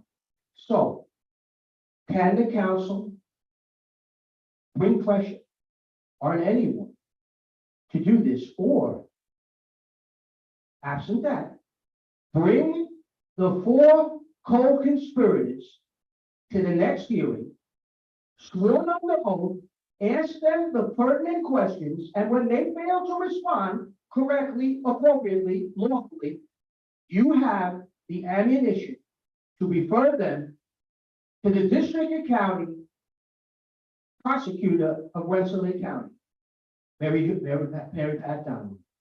And she will bring charges against these people. We have had contact with her office. I have dealt with their office in the past. Everybody's been watching what's going on to us. They're amazed. People are asking me, back to the old man I told you about. You know what he said? How come the mayor hasn't done anything? How come code enforcement? How come the city attorney hasn't? How come the judge? How come the attorney general hasn't? That's why I'm afraid if somebody would do something and slap this landlord down at least one time. Do you know why there's not tenants here today? I was attacked today. One of my cars was demolished 4 days ago. Another one of my cars was sabotaged. That's 2 now. That's why people are deathly afraid to speak. They're afraid to even call up code enforcement and tell them. that I have a problem. So we have people who are cowering in their apartments under substandard conditions because we have a corrupt city executive and his administration. So let me close by saying this. Thank you. I have stated before that we're waiting for no one. And we're not waiting for anyone. Our lawsuit is proceeding. We are under a pre-litigation preparatory phase of gathering evidence. And the mother of all lawsuits is coming. It's coming to the city of Troy. It's coming to Patrick Mann. It's coming to Chris Nolan. It's coming to David Sheeran, and it's coming to Rick Morrissey. And as I tell my tenants who are not here, who may be watching, to the tenants who have moved out of Harbor Point Gardens forever, to the tenants who were crammed into their family and friends, and the tenants who suffered in the motels and are now suffering back in their apartments, you will not be forsaken, because at this very moment, a powerful, unstoppable freight train carrying the priceless, invaluable cargo of justice is speeding on the rails to Troy, New York.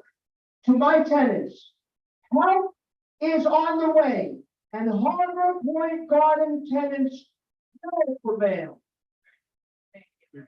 Thank you, thank you. I will now, thank you, Eric, take a motion to adjourn from the hearing, thank you. Okay, all in favor? Aye. Opposed? All right, let's, get right into finance if okay. Andy will, be popping in, just wait for Andy. But if you want to hit the restroom quick.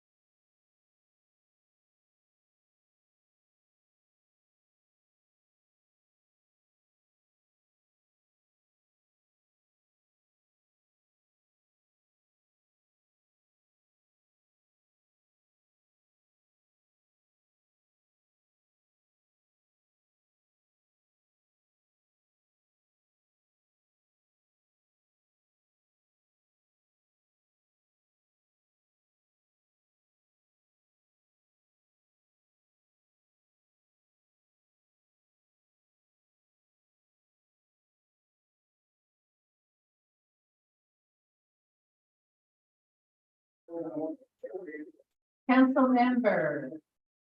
Sorienko, you know, I love saying your name, Sorienko.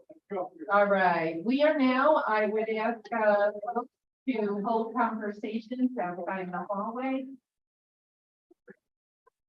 Eric, Eric and Eric, if you could hold the convo out in the hallway, thank you. All right, we are now going to open the finance meeting. I'd ask everyone to please stand for the pledge of allegiance. Well, you can all have their attention.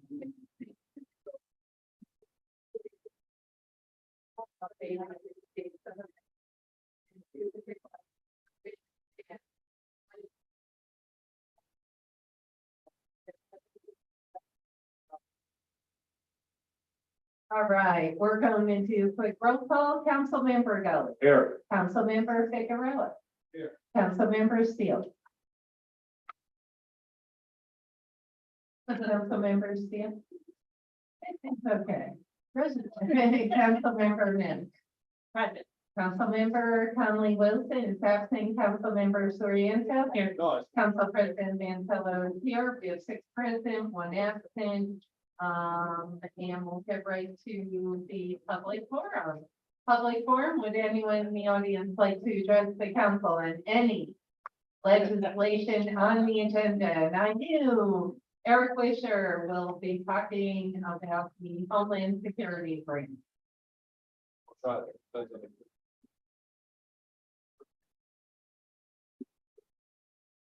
So the grants, right? Obviously, we want to speak in favor of accepting those grants, but the city doesn't have a grant writer, right? We, through Kevin, the time Chief Kevin Kilgallen, right?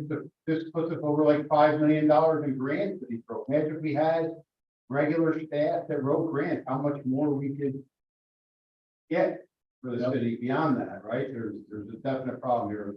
And Kevin's still, working hard at trying to get other things, but the whole city could benefit if we had a grant writer, right? Just not fire department doing our own, but the city should have one to oversee all the departments to work to try and bring more of these funds to every department. So definitely well needed. But that's my feel, speaking in favor of the grant, obviously the police vehicle. Thank you. We got you. Thank you, Eric. Thank you. I will challenge you and then say, there are, firms that would do it for less pay and be very aggressive with grant writing. I worked for an engineering firm and they charged minimal dollars, didn't have to pay retirement, social security or position. And they literally were on call for anything and everything. And they actually, received notices and the gateway into the state grant system, consolidated funding application. It's so complex now. So I would challenge you, not an actual person, but particular outside grant writer. So we're in the same agreement, just different. Something is better than nothing, right? You got it, brother. Right, here's a guy Well, thank you. that's learning the ropes, Yeah. he's got $5 million in grants, But- hasn't been declined on any of that he's wrote, right? Yeah. And that could be for every department. Council President. Totally. And thank you to Kevin, Yeah. Eric. Councilmember Gully. Maybe when he retires, we can hire him part-time to do grant writing for the city. The problem is he's only got like 15 years, you're gonna have to wait another 15 years before he can retire. Tell him he said thank you for the 5 million, we'll find somebody to help him. I appreciate it, I'm sure he does, but I'll let him know. Eric, thank you, Thank thank you. And Eric, thank you, to you and your folks. The past few days have been challenging. Thank you. Councilmember Sorian. Just want to say thank you to Kevin and you, and everybody involved. Back to the council president question. 4 of those guys are still out of work. Probably 2 to 3 of them will be out for an extended period of time. Right, we're all hands, we're 20 guys dedicated to running the academy. We hired 17 guys, but we're not gonna see them until 2025, so those spots are still vacant. We're probably gonna have another 8 or 10 vacancies by January. So, to the water main break the other day, right? I commend those guys. They worked through the night in fun weather. I commend all the city employees because we're overworked, we're underpaid, and they put their head down, get the job done. during the night when people are sleeping, they don't know what goes on. You know, whether it's a water main break, a fire, a shooting, a stabbing, that stuff all goes on and nobody realizes until they wake up in the morning and watch the news. And people are putting their head down, every department, sure, we have 40-some people. And that doesn't even include the 17 guys we hired, right? Because they're vacant until 2025. Right. So that would make almost 60 vacancies. And the work is getting done. All right. Right? Thank you. Thank you, Eric. Thank you. I love your positiveness. All right, would anyone else like to speak to the council? All right, we're going to close the public forum. Let's get to the ordinances. Ordinance 67, ordinance amending the general fund, garbage fund, and special grants fund budget. Council President Mantello, at the request of the administration, is there a motion? Motion, Councilmember Gully, is there a second? Second, Councilmember Soriento. I did look these over, Andy. The only thing I did see there was, utilities, streetlights, that 20K, I guess is not needed. I know it's going toward the, garage for vehicle expenses. Why would that 20K of the streetlights not be needed? Because I know we have a lot of issues with our streetlights.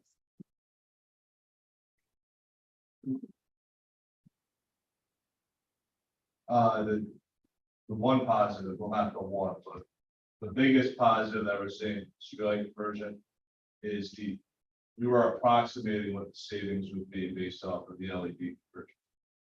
The save that's being transferred out because we're seeing the actual savings and the bills are even lower than what we anticipated.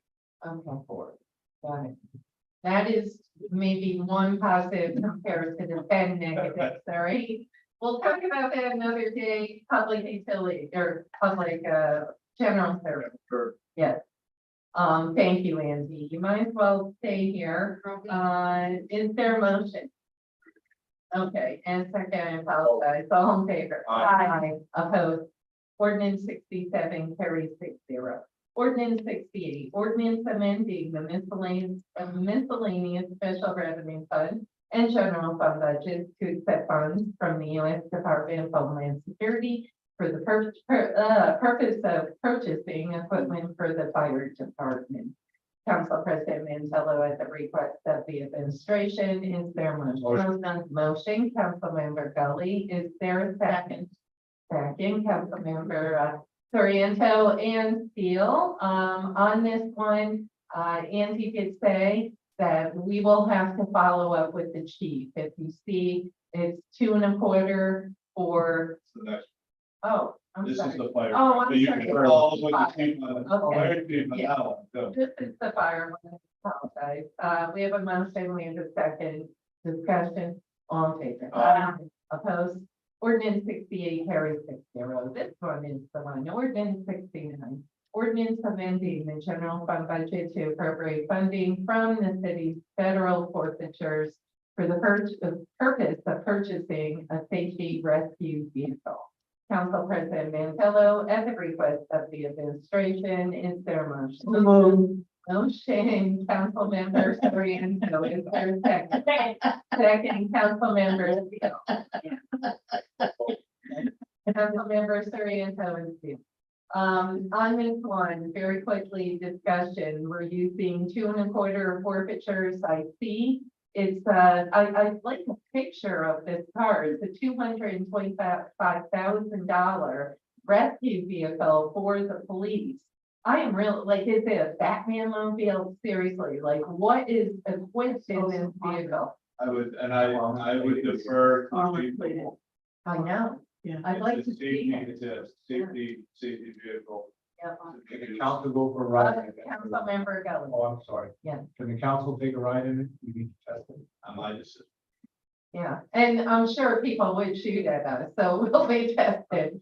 Since it's saying that, you know, I will say we're using in the memo, it's the colony.